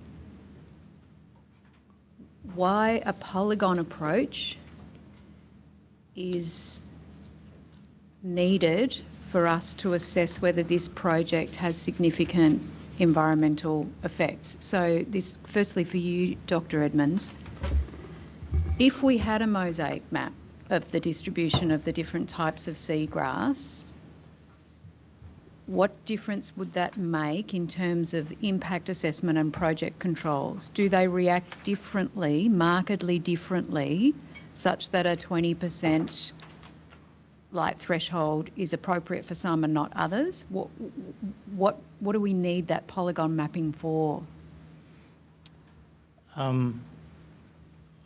A lot of things. The spatial distribution of the polygons, the boundaries and the juxtapositions can inform you on the environmental influences of each of those different types. And some of those types do have different functions in the ecosystem and different values. For example, mulerai, swans only feed on mulerai, not nigricollis. So the status of the mulerai is really important for understanding impacts on the swans. The status of the nigricollis is going to have more of an influence on, say, through the ecosystem to the migratory birds. The status of the halophila is more likely to be influencing for, say, the school shark nursery. So the polygons let you enable to give you an idea of the overall abundance of each one. So they might only be a little bit here or more there. The distribution, the main distributions of those key different types. And then you can also then pull out environmental gradients that are there more of these polygons over there than there that are along the shore or with depth. But also then you can pull out, that's important in terms of baseline, so that you can separate that variation from any impact variation when you're doing your baseline monitoring, so it informs how to design your monitoring. But is that, I understand the need for baseline data and baseline monitoring and subsequent comparisons, but in what seems to be a fairly changeable environment with seasonal changes, and these polygons potentially, what you look at in 1 month, you might not see the next month, you might see something else. How informative is that going to be given the natural variations in the seagrass distributions of the different species? That's the key point, getting the information in terms of what is it naturally variable, how naturally variable, and then what can we detect from that. So we need to understand those variations in going forward. We haven't established what those variations are at all yet, from the mosaicing, spatial mosaicing, or the temporal variations. We can't say this is persistent or this changes month to month. Those data are not there. There's no evidence of that yet. We can handle the mosaicing and lots of polygons. We do it terrestrially all the time and underwater using various methods. I'm not proposing you should do a map every monitoring time, but that's basic information to understand existing natural gradients and the patchiness, the juxtaposition, the natural environmental gradients and we can then separate impact pressures, impact gradients and patterns. In terms of the temporal variations, you handle that from fixed sites, but you need to be separating the apples from the oranges. You can't just say, this is just seagrass, if it's all halophila now, or if it's all zostera next. They're different properties. You can't just say, oh, there's just seagrass, it's okay. So those qualities are important in terms of how you do the monitoring. So you need to identify the different patches and be consistent through time as well. And the second part of my question was whether the different species have different tolerances in terms of light thresholds and so forth. Is there anything you wanted to add about that? They are very different, and there's 4 main ecotypes, the 3 species, but Muelleri has a different form in the deeper water as well. I know they're different species. Do they have a different tolerance to the project impacts? Yes, and different response types and different implications for the ecosystem, say for swan grazing or migratory birds. Or. Okay. Dr. Wallace, did you want to respond to those questions? Yes. What you're seeking to find is there a way of establishing what's the tolerance of each of the main seagrass species to changes in light? And the only clearly documented evidence is in the WA dredging guidelines, right, where they refer to 1, mixed meadows, which are really, in our case, a combination of Nigricornis, the broadleaf Muelleri, and the taller Halophila. And then they separate out Halophila and say, no, that is actually that can cope with very low light, right? And they have nothing, and I haven't seen anything about the tolerance of Muelleri, but since it's out in low tide every day, it I don't think has a problem with lack of light. So that's all we have to go on. You know, it would be nice to think that yes, you could think of this very complex condition, but I agree that the 20% is a pretty good rule of thumb applying to them all, except for the intertidal one, which I think is a lot more tolerant. And halophilia, look, it down at the bottom, it's got to be able to cope with a lot less than 10% light, otherwise it wouldn't be there. Thank you. Thank you for that. Dr. Wallace, I'll move to a question now about one of the slides in your presentation, slide 12. Slide of my presentation is a bit challenging, yes. And it would be helpful if we could bring that one up too, Ms. Mann. All right, I'll It's see the if graph that we were looking at, I think the day before yesterday, that showed the variability in seagrass cover with the green bars. Oh, yes, yes. So it's seagrass cover in North Corio Bay, and it's showing variability from year to year on certain years. And we're looking, I guess, to understand how this figure relates to the information in the SEES and the EES. Okay, this one. It's a figure to demonstrate the shared, but as long as you've got it, we've got it. Oh, I'm sorry. Yep, no, there it is. That's it, perfect. Yep. Make sure we're all on the same page. You're right. Yeah. It's a bit of a challenge, isn't it? Okay, this figure is presence absence, right? It is taken from near map images, actually making polygons. So this is where you can make polygons. Sorry, just given time, to be really clear, the question was, can you direct us to the text that explains that graph? Yes. Yes, I can. Because the graph wasn't there. No, the graph's not there, but the numbers are.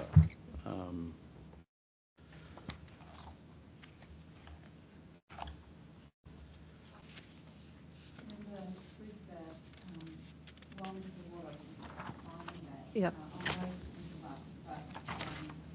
There have been a number of There have been a number of questions that have been directed to individual witnesses. Mm-hmm. It might be more balanced and helpful if once one witness has answered, the other witness be given an opportunity to comment. It might be that they don't have a response, but I think it would be fair if both witnesses could I can have do an that, but opportunity. I guess I've sort of made the I've sort of, I guess, picked who to direct the question to based on whether it's clarification of information, like finding, sort of pinpointing information in particular parts of the EES or SES, which... I appreciate that, and that seems like a very sensible approach, but some of the answers by Mr Wallace have been quite detailed, and they in turn might pick up commentary that Mr Edmonds wishes to comment on. Perhaps perhaps they will, but... I'll put all the questions to both witnesses. Thank you.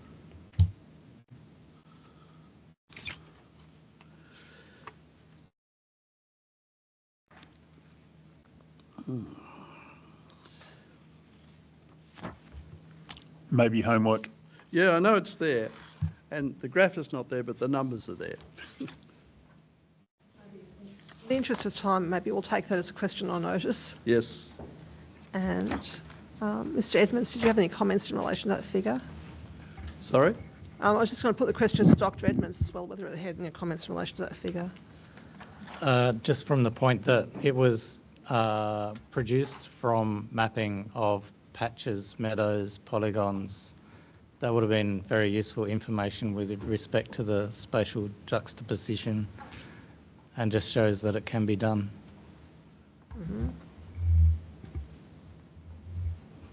There is a biological comment that does show that seagrass bed is quite stable as well in terms of those numbers.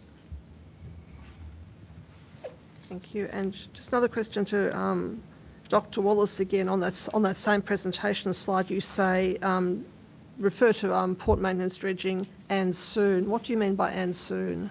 Soon, that the channels are filling up and the Port of Geelong is going to have to clear them in the next 18 months. Yeah. Dr Edmonds, any comment on that? Well, it just means that port maintenance dredging, occurs regularly down there. This is not dredging occurring at a greenfield site that hasn't ever had any dredging before. Yes, no, we understand that. Yep. Yep. Okay, now we'll go back to technical report A, figure 3.22. This is a question for both of you, and I'll ask Dr Wallace first and then Dr Edmonds.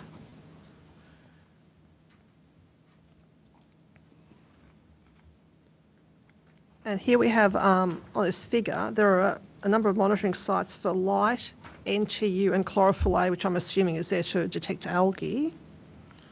My question is, why aren't the light monitoring, NTU and chlorophyll A monitoring proposed to be done at the same location? Why are they proposed to be done at different locations? The questions first to Dr Wallace. Well, they could be done. They could be done at the same location.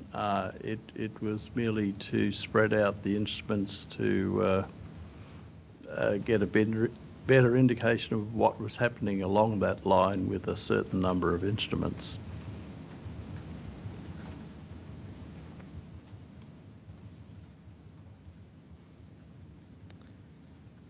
And Dr Edmonds? I would suggest that the instruments documenting the physical parameters should be coincident and coincident with the biology as well, so that you can understand the relationship between the physical pressures and the biological response and states.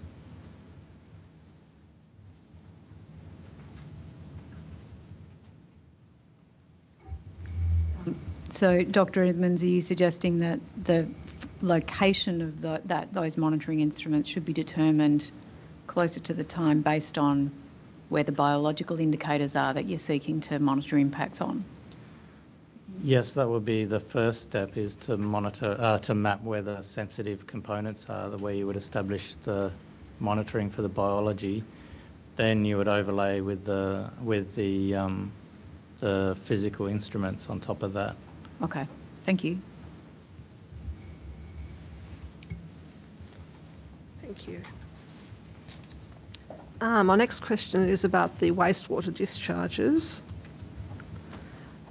And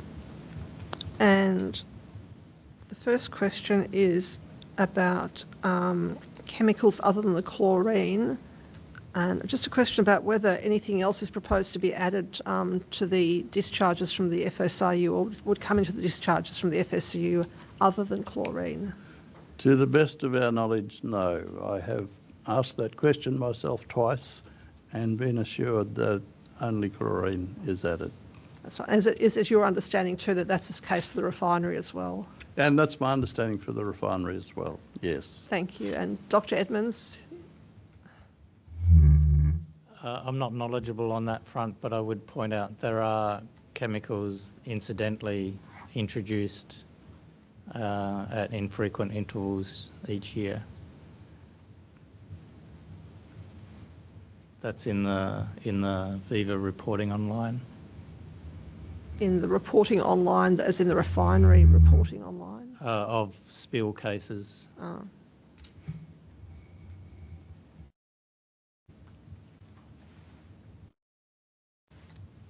So you're not suggesting any intentional addition, you're suggesting that the additions come from spills?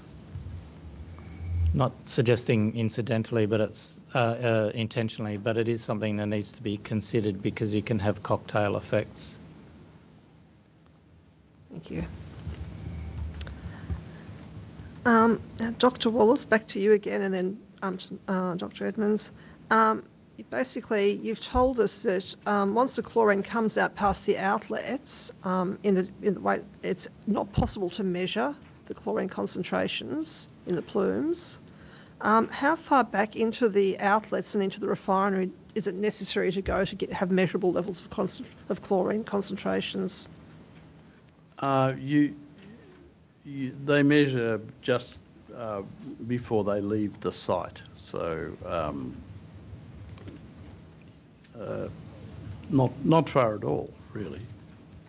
And in practice, you could, at W5, which is an open channel, take a sample, and we have done so. Take a sample and analyse it standing next to the shore.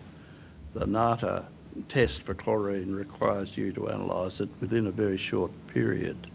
That's because the chlorine disappears, so that's the problem. And you can't go and collect samples on a boat and bring them back to shore and take them to a laboratory and have it meet the NATA requirement. Mm-hmm. Thank you. Nothing to add. Okay, thank you. I'll now go on to the table 3.1 on page 323 of Technical Report A.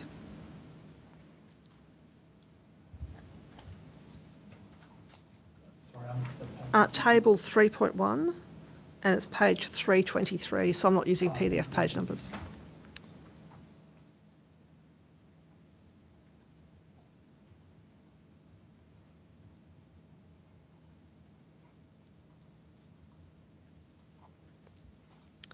And one of the things, Dr. Wallace from the table, one of the things that's apparent to me, and I'm asking you, is it apparent to you also that the chlorine levels vary amongst the various refinery outlets? Yes, they do. In my illustration, I've used 40 microgram per litre, and the others are smaller than 40 microgram per litre. And do you have any understanding of why they vary?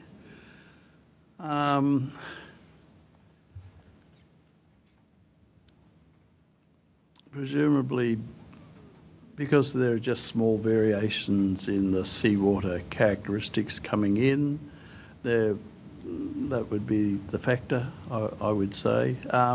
Also, the test at that level it's not plus or minus 1 microgram per litre.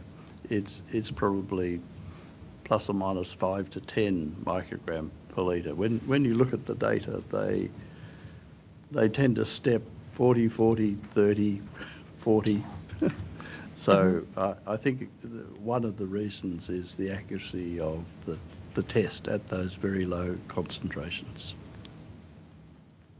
Is that because of that rapid degradation rate, or? Yes, it's disappearing quite quickly. So even a few minutes can make it drop from 40 to 30 while you're walking to your piece of equipment.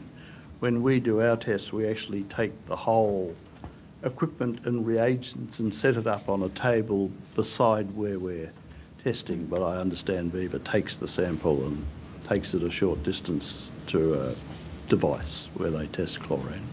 Okay. Thank you. Dr. Edmonds, any comments on that issue? No comment. We'll now move to figure 3.5 in technical report A, and that's on PDF page 330. Sorry, page 330, not PDF, page 330. 4, 5. And my questions are about outlet W3, which, according to the table of temperatures and so forth, has a tiny discharge of only 0.02 cumex. Yet it's got a 100-metre mixing zone. Well, I would suggest, I don't know. Yeah.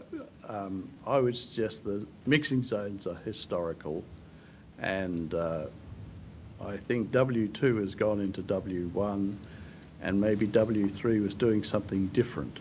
But at the moment, W3 is the backwash from the screens. So the seawater comes in the channel, goes through the screens, the seaweed and seagrass is washed off the screens, and it washes out through W3. Mm-hmm. That's the purpose of the W3 discharge. No comment. Comment. And based on that function, the chlorine table shows that W3 does contain some level of chlorine similar to W1. Yes, it contains a lower level, about half. Wasn't it 18 microgram per litre, I think, instead of 20 or 40? Something like that, yeah. So it's 18 rather than 20. So you'll notice on the diagram on the screen, there is a small dot. Yep. Because that 18 has got to be diluted a bit to get down to 10. Yeah, so I'm just trying to understand where the chlorine comes from, if it's just backwash. Well, they must be backwashing with some water that's partially chlorinated. Some chlorinated water, a little bit of it must get into the backwash. Understand. Dr. Edmonds? No comment. Now, Dr. Edmonds, you did in your expert witness report have a photograph of showing some algal growth and eutrophication at W3. Is that correct? That's correct. That would be from the nutrient inputs from the backwash organic material, which I didn't understand at the time. And as pointed out in the conclave, it is actually written in the SES report as backwash area. So there is eutrophication from nutrients. And Dr. Wallace, are you satisfied with that explanation? Yes, it's the nutrients that come in the seaweed and seagrass from Corio Bay going back to Corio Bay. So there's no extra nutrients, but they are concentrated, and therefore you get a visible green patch because there's more nutrients at that particular location. Thank you. Now we'll go on to the comparison of the seagrass on the refinery shoreline and the control site. And I won't talk about statistics this time because we've, I think, gone through that in a fair bit of detail. But what I wanted to ask, and first ask Dr. Wallace, is what effect did you hypothesise that the warmer chlorinated discharges would have on the seagrass as a starting point for the analysis? I did, if you remember back, I did hypothesise that there would be more seagrass at the plume site than at the control site, on the basis that the growing season for seagrass would be slightly advanced when it is in warmer water. Therefore, it had a slight advantage. The results showed me wrong in two ways. First of all, the change within seasons, those three surveys were done in August, October and January. They weren't intended to be winter, spring, summer. They were just intended to be 3 surveys separated by a couple of months of time. But you can look at them and say, oh, it's surprising. There is more cover in spring, but not a lot more. So it is that the persistent component of the seagrass overcomes or is stronger than the seasonal component.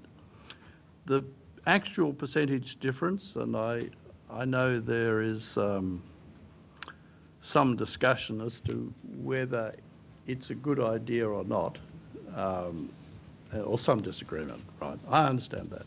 Yeah. You could just think of them as classifications: bare, sparse, medium, dense, and kind of compare it without any numbers. I think it's helpful to have numbers, but I understand some people don't agree with that. And the results showed there was no difference, whichever statistical test you do. Yep.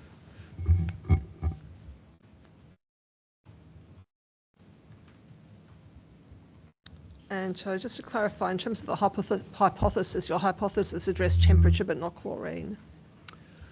No, I don't expect to see an effect of chlorine on seagrass at those very low levels. And in fact, that's the idea of the National Water Quality Guidelines. If you're below the DGV, then you shouldn't be seeing an effect.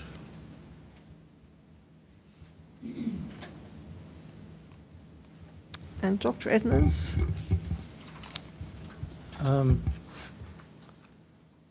While that hypothesis is fine on the face of it, you have to compare it with something.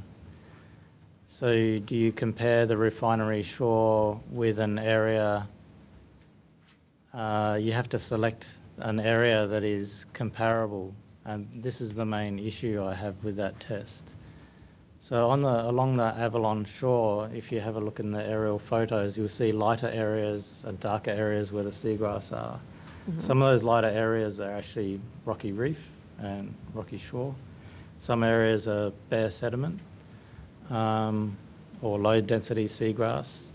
So you can put a comparison site on an area where there's less seagrass or more seagrass or the same seagrass. Mm-hmm. So the test comes down to where did you select that reference site, and really it's just a test of where you put your reference site to make that comparison. Way around that is to do gradient type analysis that tie with your pressure levels, or look at smaller scales.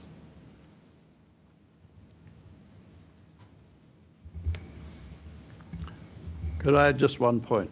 Yeah, sure. There is no gradient on the 15-metre interval samples of a change in seagrass cover with distance from the discharges.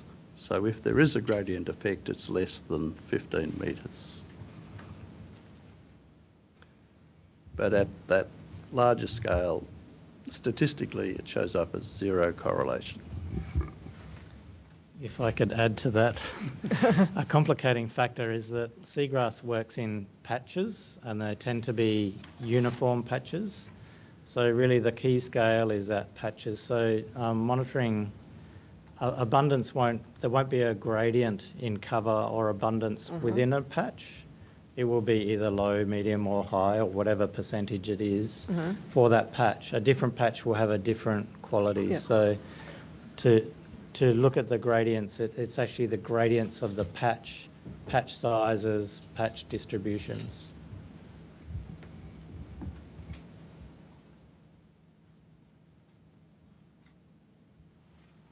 Just making some notes there.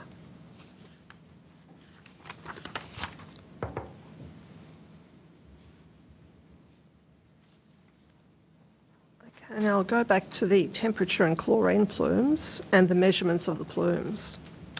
Dr. Wallace, with your measurements of the temperature plumes, how did the wind conditions on the dates you made those measurements compare with the range of wind conditions experienced by the project area? These plumes are all measured in mild to medium conditions. When we attempted plume measurements in days of strong winds, the plumes were quite small, and we were endeavouring to get the footprint of the plumes, so we were looking for the largest plumes. So you get small plumes in strong winds because the mixing's faster. And so then in terms of the extent of the plumes, were the conditions you measured at, would they be something indicative of worst case conditions in terms of worst being the greatest extent of the plume? I'm always a bit careful with worst because there's a worst. They were the worst of 6, right? We did 6, and some of the 6 were worse than the others. And then we took from each of we put all the points together and took the worst of those points, but they're not the absolute worst in history. They're the absolute worst of 6 tests.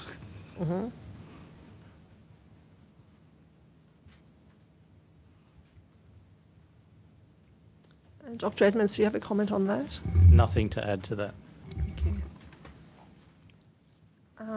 Now, Dr. Wallace, you told us that the maps you presented were envelopes, and so then you explained to us the envelopes are basically, as I understand it, you've drawn basically a line enclosing the worst of the measurements. Is that correct? That's correct, yes. So actually the computer did that.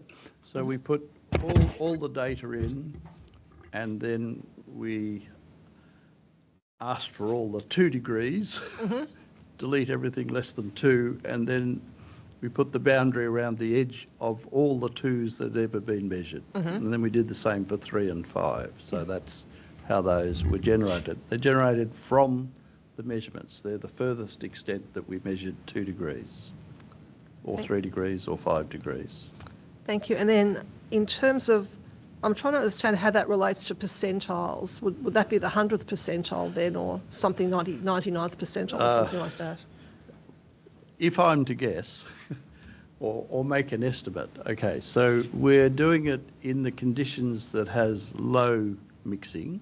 Yep. So therefore we're in the top 20 or 30% of weather conditions, or doing it your way, the top 70 to 80% of weather conditions.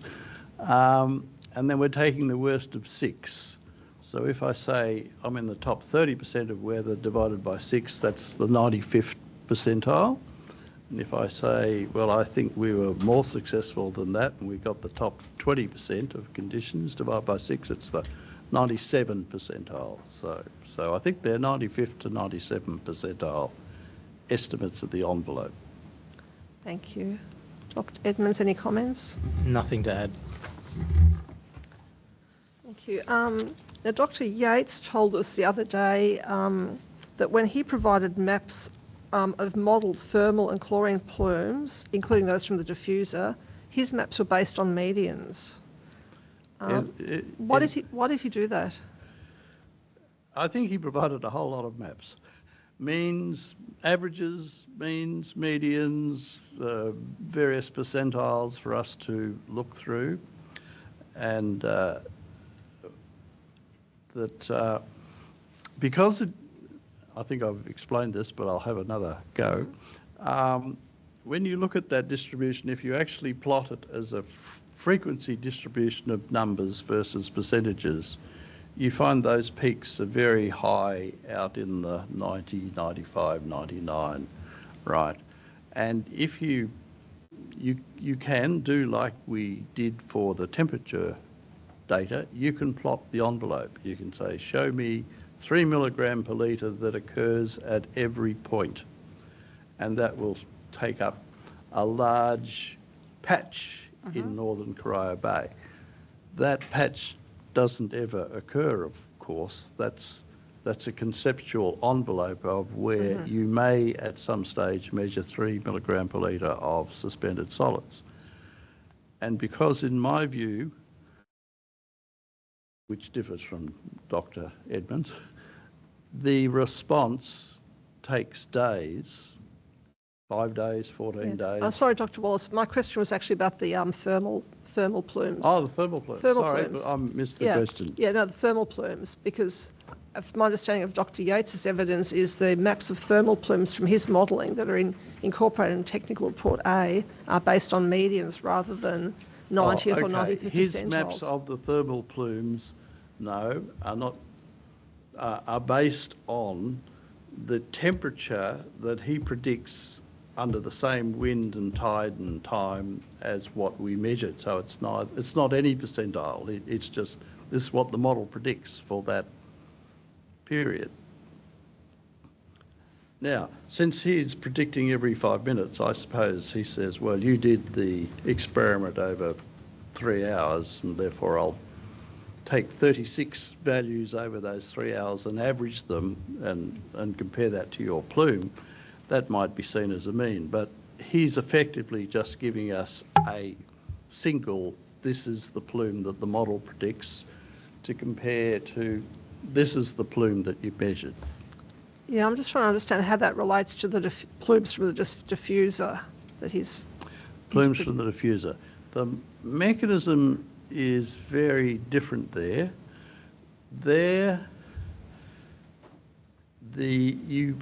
Before you have the regional model, and independently of the regional model, we have a jet model because we're discharging at high speed, at just below the surface, and that jet model produces a dilution of 20:1, confirmed by several models, including an independent specialist. So we then take that flow and that temperature and that chlorine concentration and put it into the regional model at 20 metres downstream of the diffuser. And then he predicts what's the concentration. Not much dilution happens after there, so if we predicted the mean or the median or the 90 percentile, it'd still be pretty much the same because it's already so dilute that it's a big field with a big flow, and the subsequent dilution is quite slow. So those are his concentrations of temperature and chlorine, and I think they're about 0.3 and 0.4 microgram per litre in degrees. They are mean concentrations, but 99% of that dilution is the jet dilution, and practically none of it comes from the regional model, as you could understand, because when the big jet's running underneath a big boat, there's no water to mix with, so you just don't get any more dilution until it gets out the other side. Yeah, I'm just trying to understand then what the 90, say to make it comparable to the measurements you've made, what a 95th percentile would look like. What a 95th percentile would look like for the diffuser.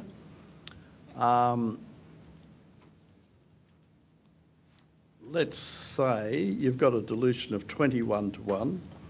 20 comes from the jet, and that's always constant because the jet has got the same speed. And this other one could vary between 0.5 and 1.5. So you can have a range of variation between 20.5 and 21.5. That would be the range. And so your 95 percentile would be the lower one, wouldn't it? It would be 20.5. Yeah, I'm just trying to understand, because you produced maps showing the extent of a plume. Yeah. Are those maps, and I understand those maps came from the regional hydrodynamic model? Yes, they And did. so that would be the interaction not only of the diffuser but also the currents? Yeah, so they would be a bit shorter at times of stronger currents and a little bit longer if there's a long slack water and therefore it pools for a few hours. So then, but you're really kind of asking, but where's the 95th percentile of the 10 microgram per litre? Because that's really the contour we should look at. I mean, this is the 95th percentile of the 0.3 microgram per litre is kind of interesting, but not especially relevant. But that would move up and down, I would say by 100 metres either way, the 0.3.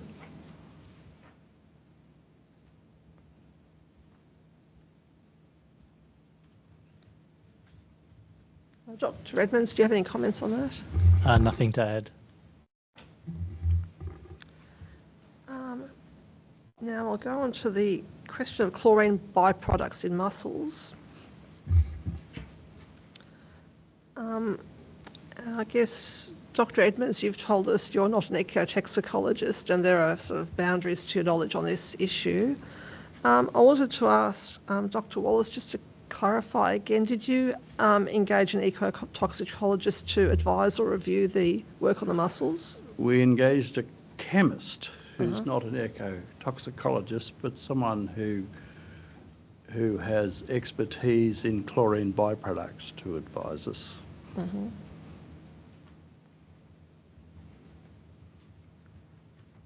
Was there a reason you chose to go down that pathway, not an ecotoxicologist?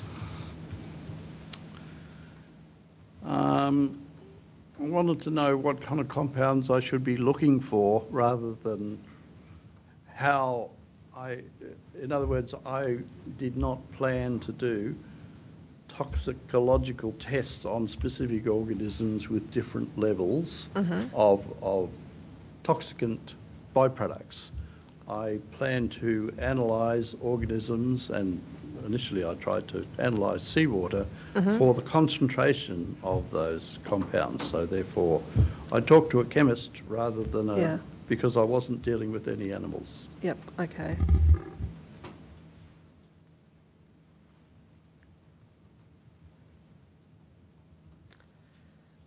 I'll move on now to, and Dr. Edmonds, I guess you have no further comment on that. Move on now to the effects of dredging on seagrass in the Ramsar wetland, and I just need to see what I'm going to ask. Yeah, so Dr. Yates gave some evidence in relation to the modelling period, the August-September modelling period, which he explained was chosen because it's a period of variable weather conditions. And what I wanted to explore with you, and I understand your reservations about worst case, but I wanted to explore with you whether that represents a worst case, that August-September period, in terms of the spread of the dredge plume. It's not the worst case, but I believe it's within 10% of the worst case. In other words, you can find a year where you get 4 weeks of terrible storms rather than 2 weeks of terrible storms. But that won't make too much of a difference because the duration of those storms is only a few hours. I went through each of those records, which if you look at carefully are slightly different, which tells you the plume's hitting different stations at different times. And the duration of those, the longest one is 7 hours and the shortest one is 2 hours. It's a very sharp peak. But they're typically about 6 hours, right? So you typically get a period of 6 hours where the plume is being pushed rapidly by a strong wind directly from the dredging area to a part of the Ramsar site. And of course it's not a great fat plume, it's a plume that's only 50 or 80 metres wide, and it comes and then it turns, because it's got to flow out to Port Phillip Bay with the general circulation in Corio Bay. So no, in answer to your question, I think that is a good approximation of the worst case in terms of weather. Thank you. And just to confirm, by worst case, you're referring to worst case across the whole year rather than just in those 2 months? Across the whole of the year? Across the whole of the year? Or is yes, because we did check back and look at a summer case and we did another summer case, and they all came out not as bad as the winter worst case. So therefore we thought, okay, well, this is a reasonable worst case for predictions. Yeah, I just asked that because I understand from the EPRs, I think it's MEO2 requires that dredging not be undertaken in September, October, November, which then cuts out the September. So presumably that would push it back into July, August, or to some other months. Yeah, when you get back into June, July, August, you typically get more northerly winds than in other months. I mean, the typical pattern in Melbourne is you get southwesterly winds dominating in summer with that sea breeze. And in winter we get northerly winds, so I suppose that is a good argument for dredging in winter, because you're blowing the patch away from Ramsar for a higher proportion of the time, and I understand that argument. But I agree, it's an unfortunate coincidence that the period we've picked happens to correspond with the period that I've now recommended we don't dredge. Yep, understand, thank you. And Dr. Edmonds? Nothing to add to that. Now, getting back to the 95th percentile for dredge plumes, I won't ask a wide question, I'll ask you a very specific question, Dr. Wallace. You said in your evidence the other day that you thought the 95th percentile would be suitable for assessing the area influenced by dredging plumes in a tidal channel in Gladstone, but is not suitable for this project. Could you please explain why the situations are different? Yes, I can. Because what happens in this project is you have, let's say it's 60 days, 7, 8 to 56. So you've got 60 days of dredging, and of those 60 days, 40 days are quite low concentrations because the plume is muddling around the dredging site. The tidal excursion's only 600 metres, so there's not a strong wind. You're forming a big puddle that gradually is washing away.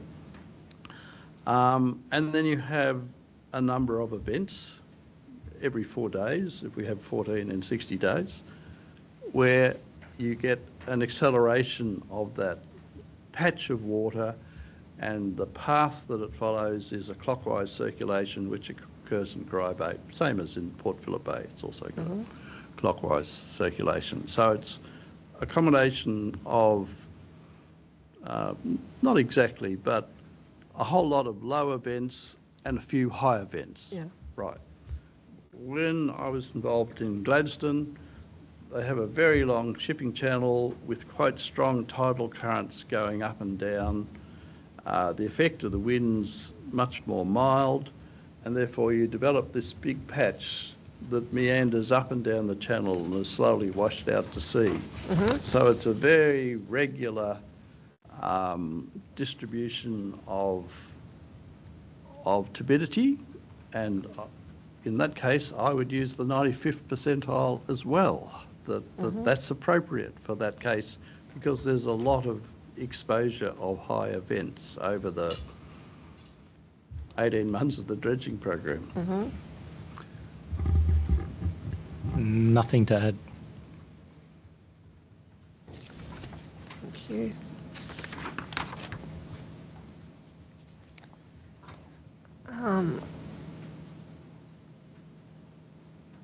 Okay, so in the Marine Hydrodynamics Conclave, the statement says there was discussion about using a range of turbidity percentiles rather than just the medium, for example, including the 80th and 20th percentile. Dr. Wallace, do you consider those percentiles could be useful in this situation if the 95th is unsuitable? Yeah, I think the 95th is too high. Yeah. That suggestion came from Dr. Guard's, not a bad suggestion. I mean, I think we could look at the 25th, the 50th and the 75th. I think they would express the distribution well. And roughly speaking, the 25th is going to be an increment of 2 milligrams per litre. The 50th is about 4 to 4.5 milligrams per litre, and the 75th is probably about 5. So, they're all fairly small when you look down there. It's only the 95th, which is 10, which is much larger. So, yes, I think that's a reasonable way to look at the variation of the results. Dr. Edmonds? My main comment is that we do need something like that for the biologists to interpret footprints, and the magnitude frequency of exposure, duration that goes part way to that. So by saying you need something like that, you're supportive of, say, the 20th, 50th, 80th or 25th, 50th, 75th or something like that? Yes, something more than just the median.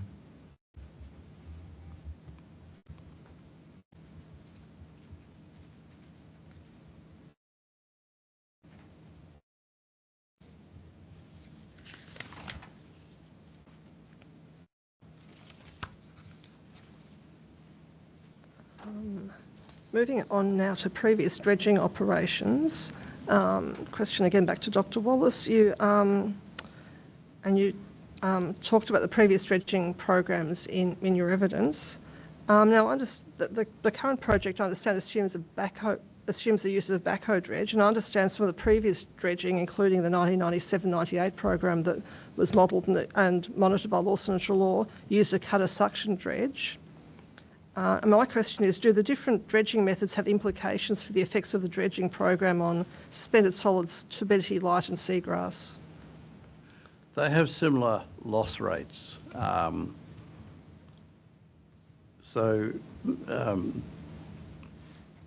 can, the dredge that you use depends a little bit on what's available, but people now are using these backhoe dredges much more frequently because they have a slightly smaller, not a lot, but a bit smaller spill rate than the other dredges.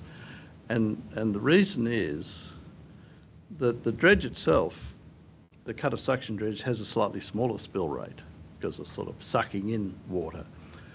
But it's got a big flow of water and sediment, and you put that in a barge and you have a lot more overflow. So one compensates for the other. With the backhoe type dredge, you tend to get a bit more spill as you lift your 10 tonnes of sediment up through the water column, but you don't have much water that goes in the barge, and therefore you tend to get a more concentrated overflow from the barge, but not much of it.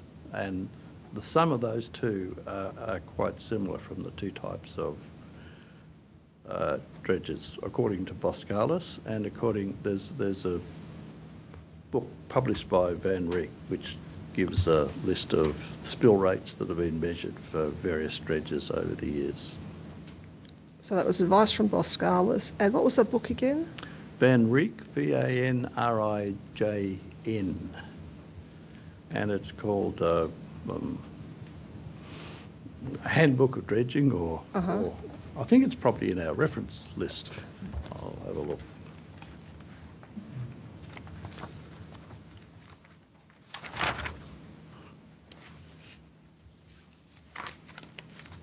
I'm just mindful of the time. It's at 1 o'clock. Yes, but it's on page 13, 175. Page 13. 175 of the SEES. Page 175 of... Thank you. And I think I've not got a great number of questions. No, we're close to the end. Are you okay to keep going for another 10 minutes or so? Okay. And I'll just put that question to Dr. Edmonds as well. Nothing to add to that. Now, Dr. Edmonds, in your expert witness statement, moving on now to the susceptibility of Mullarai to the dredging impacts, you made the statement that there is considerable evidence in the literature that Zostra Mullarai is sensitive to these pressures, being light's reduction of suspended sediments. Are there any studies you could cite in support of that? Yes, well, Western Port is a major area where we've lost seagrass in Australia from the 1970s. There are more recent studies by the Monash Uni, Perrin Cook. I think that was associated with the EPA, where they've actually mapped existing Mullarai locations and related that to sediments in the water column. There's a strong correlation. That was one way to explain the losses. There's been a major sediment increase in the water column in Western Port that's thought to affect that. Sorry to interrupt, Dr. Edmonds. What we really need is the references to the studies. Are Yes. they in your expert witness statement somewhere? Yes. Okay. I can pull those out. If you could pull those out, I couldn't see the citations in that particular discussion. Dr. Wallace, do you have any comments on that? No. In terms of the monitoring after the dredging, should the monitoring include intertidal seagrass such as Zostera mulleri? I'll put that question first to Dr. Edmonds and then to Dr. Wallace. Sorry, what was the question again? Should the monitoring program include mulleri? Absolutely, it's a critical ecosystem component, particularly for the swans, but also the general ecosystem in terms of sediment stability, primary production elsewhere. And Dr. Wallace? Look, I hate to contradict Dr. Edmonds, but our observations of swans are that they feed further offshore than the intertidal mulleri, that they dive down and they eat the seagrass a swan's neck below, and I'm told that they mostly eat seagrass roots and not seagrass leaves. However, in answer to your specific question, I agree. I think we should monitor the intertidal seagrass. I don't expect it to be impacted, but it's very straightforward to monitor with a drone image, because you're going to get a drone image to monitor the shallow water seagrass, and you might as well analyse the intertidal seagrass at the same time. Thank you. If I could add to that, so Nigricollis, the deeper seagrass, has a very woody rhizomes that are unpalatable to the swans. So they mainly eat the fatter rhizomes from mulleri, which have lots of sugars. If they're feeding further off, it will be epiphytes on seagrass. But mulleri is their key food source. Thank you. It sounds like you agree to disagree. Yeah, I don't think it matters. I'll move on now to sites for reporting dredging effects on seagrass and monitoring sites. Dr. Edmonds, you presented a slide in your presentation where you talked about monitoring, where you put some question marks, where you showed the reporting sites and you put some extra question marks. Are they particular sites you thought were important to be monitored? I think it's slide 27 of your presentation. Those were about the understanding of movements related to tidal currents in and out of Limeburners Lagoon. As some uncertainty. And what do you propose be done for those sites? Is it about model outputs rather than monitoring? Yes, the model outputs. So it would be good to have the time series position outputs at more areas in general, including those where those question marks are. And so just to clarify, are the question marks areas that you think are important to be reported on? They're different ecological domains, yes.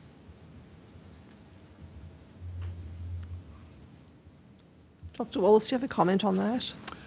No, I've noticed there's a range of opinions on the monitoring, and we've modified the monitoring program twice so far to accommodate the views of the TRG first and then Stantec second. And in the process, MACA consent people will make the final decision, so I'm pretty relaxed about what the monitoring program is. I notice EPA have a view about the monitoring program, and so I think the agencies will work out the appropriate monitoring program and take ours as a suggestion and then move forward.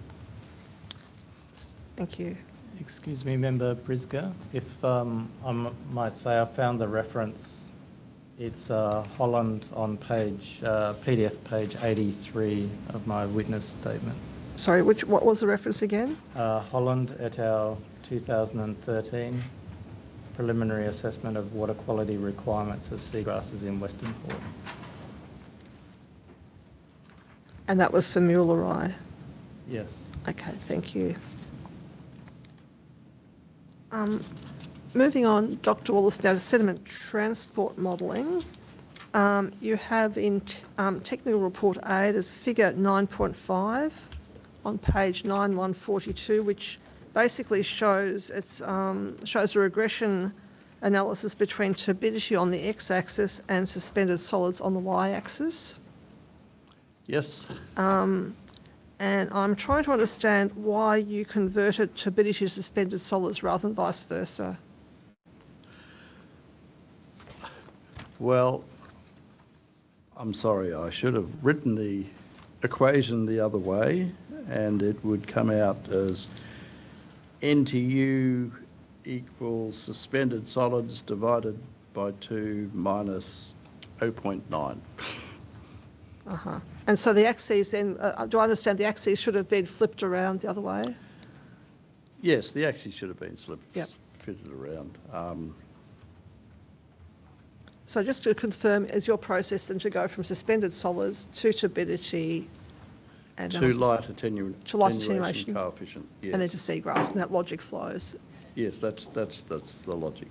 Okay, thank you. And although we did develop this, in fact, it predicts very high light availability, and in the end, we didn't use it because it was not low enough. Uh-huh.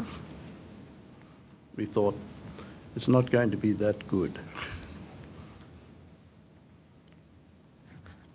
Dr. Edmonds, any comments on that? Nothing other than what I said yesterday. Yep, understand. Go on to figure 8.8, and I don't unfortunately have a page number written down for that one. So it's the time series, predicted time series. Yeah, 8.128. That's the one anyway. And my question, Dr. Wallace, there is whether the suspended solids concentrations are at the surface or near the seabed. It says somewhere in fine print it's AHD minus. Yes, it's -1. It's -1 metre. So this is meant to represent the suspended solids at the outer edge of Ramsar, which is 2 metres between the top of the seagrass and the water surface. So we took the layer that was in the middle, -1. So -1. So it's neither the top nor the bottom. It's neither the top nor the bottom. It's representative of the water column at the edge of Ramsar. That's the reason for the -1. Okay, understand. And so based on the maps you had there have concentrations of suspended solids, and you've got in figures 9.2, 9.3, it shows that at the bottom that the concentrations are higher for a further distance out towards the Ramsar wetland than they are at the surface. Yes, the concentrations at the bottom are higher because things are... That's right, settles out, yeah. Settling. Yeah, I'm just trying to understand what in terms of those two, where the sort of taking the midpoint, where that leaves us in terms of... Oh, okay. This was taken specifically to get a good estimate of the water quality at the edge of the Ramsar site. So that's why we've got the points on the boundary of the Ramsar site. We say, well, it's 2 metres of water column, therefore we'll take the prediction in the middle of those 2 metres of water column. And so then what the light, the suspended solids that affects the light affecting the seagrass would be affected by what's in the lower in the water column. Is that correct? I don't think the model is a bit exaggerated in terms of pushing suspended solids up into the seagrass, because seagrass traps the sediment and it will go down and settle on the seabed. So you won't have that, the seagrass is that high, so the bottom sediment is not really experiencing a lot of current and settles down quite quickly. Dr. Edmonds, do you have a comment? I actually agree with Dr. Wallace. The midpoint would be appropriate in terms of the integral of the light reduction over the water column.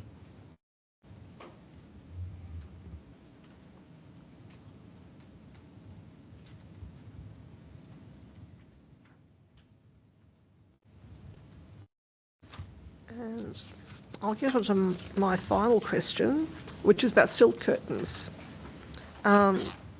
Dr. Wallace, you gave some evidence about this yesterday, talking about, I guess, the silt curtains being used near the barge or near the dredge may be more effective for containing the suspended material close to there, but you recommended putting the silt curtains somewhat closer between the dredge and the asset to protect the asset. And my question is, given that there are sort of pluses and minuses to both options, is it feasible, and would there be any benefit using silt curtains at both locations, so both around the dredge and the barge, and then also to protect the assets? Yeah, I think the silt curtain around the barge will be very difficult, because it's got to be around the barge and around the barge with the backhoe, and also around the travelling barges which carry the sediment out to the disposal site. And they're on a 4-hour cycle. So every 4 hours you've got to open up your silt curtain and put a barge in, and then 4 hours later let that barge out and let another barge in. So I think a silt curtain around this dredge will be quite a difficult thing to do in reality, noticing as well that this is the area to be dredged is in a large boomerang shape, and so the drilling rig itself has to be moved every 2 days, probably over the 60 days. So you're going to end up opening up that dredging curtain a lot. So you will get a lot of releases. So it won't be particularly effective, but it will have the result of slowing the dredging quite a bit, because they have to sort of stop and open the curtain and let a barge in and close the curtain. And so 60 days is going to turn into a longer period. So is that environmentally better or not? I think it would be better not to have that silt curtain, but if you look at our distribution of seagrass, the green line coming out from the refinery gets fairly close to the dredging area, and therefore that's the seagrass which is going to get the highest concentrations. And you could have a silt curtain there that's approximately parallel to the depth contours, and therefore it'll be quite effective. Firstly, because you don't have to move it. Secondly, because even when there is a storm, the storm's not running across the curtain, it's running along the curtain, and therefore it will carry the sediment away and protect the seagrass behind it. Not 100% protection, but it probably will do better than 50% protection. So that's my suggestion as to a better place for a silt curtain. And that's practical, because they put it out and it stays there for the 8 weeks, and then they take it away. Nothing to add. Okay. Thank you. Those are all my questions. Thank you very much for that. Okay, there's now an opportunity for each of you to ask your witnesses any follow-up questions. I'll start with you, Mr. Chassell. Yeah, I just had one question. Dr. Wallace, it concerns the questions that were put about the different ways that the variability in the distribution of the sediment transport modelling might be represented, and there were questions about whether how best to represent that using different percentile representations, 25, 50 and 75. The first question is, you agreed that that would be a useful approach. When do you say that analysis should occur? That analysis should occur well, with the data we've already had. It's very easy to extract the 25, 50 and 75th percentile because we've got a string of numbers, and it's just the work of half an hour to take it out and provide it to the committee. If the committee was minded to review that data, is that data that you could prepare readily? Yes, we could. Thank you.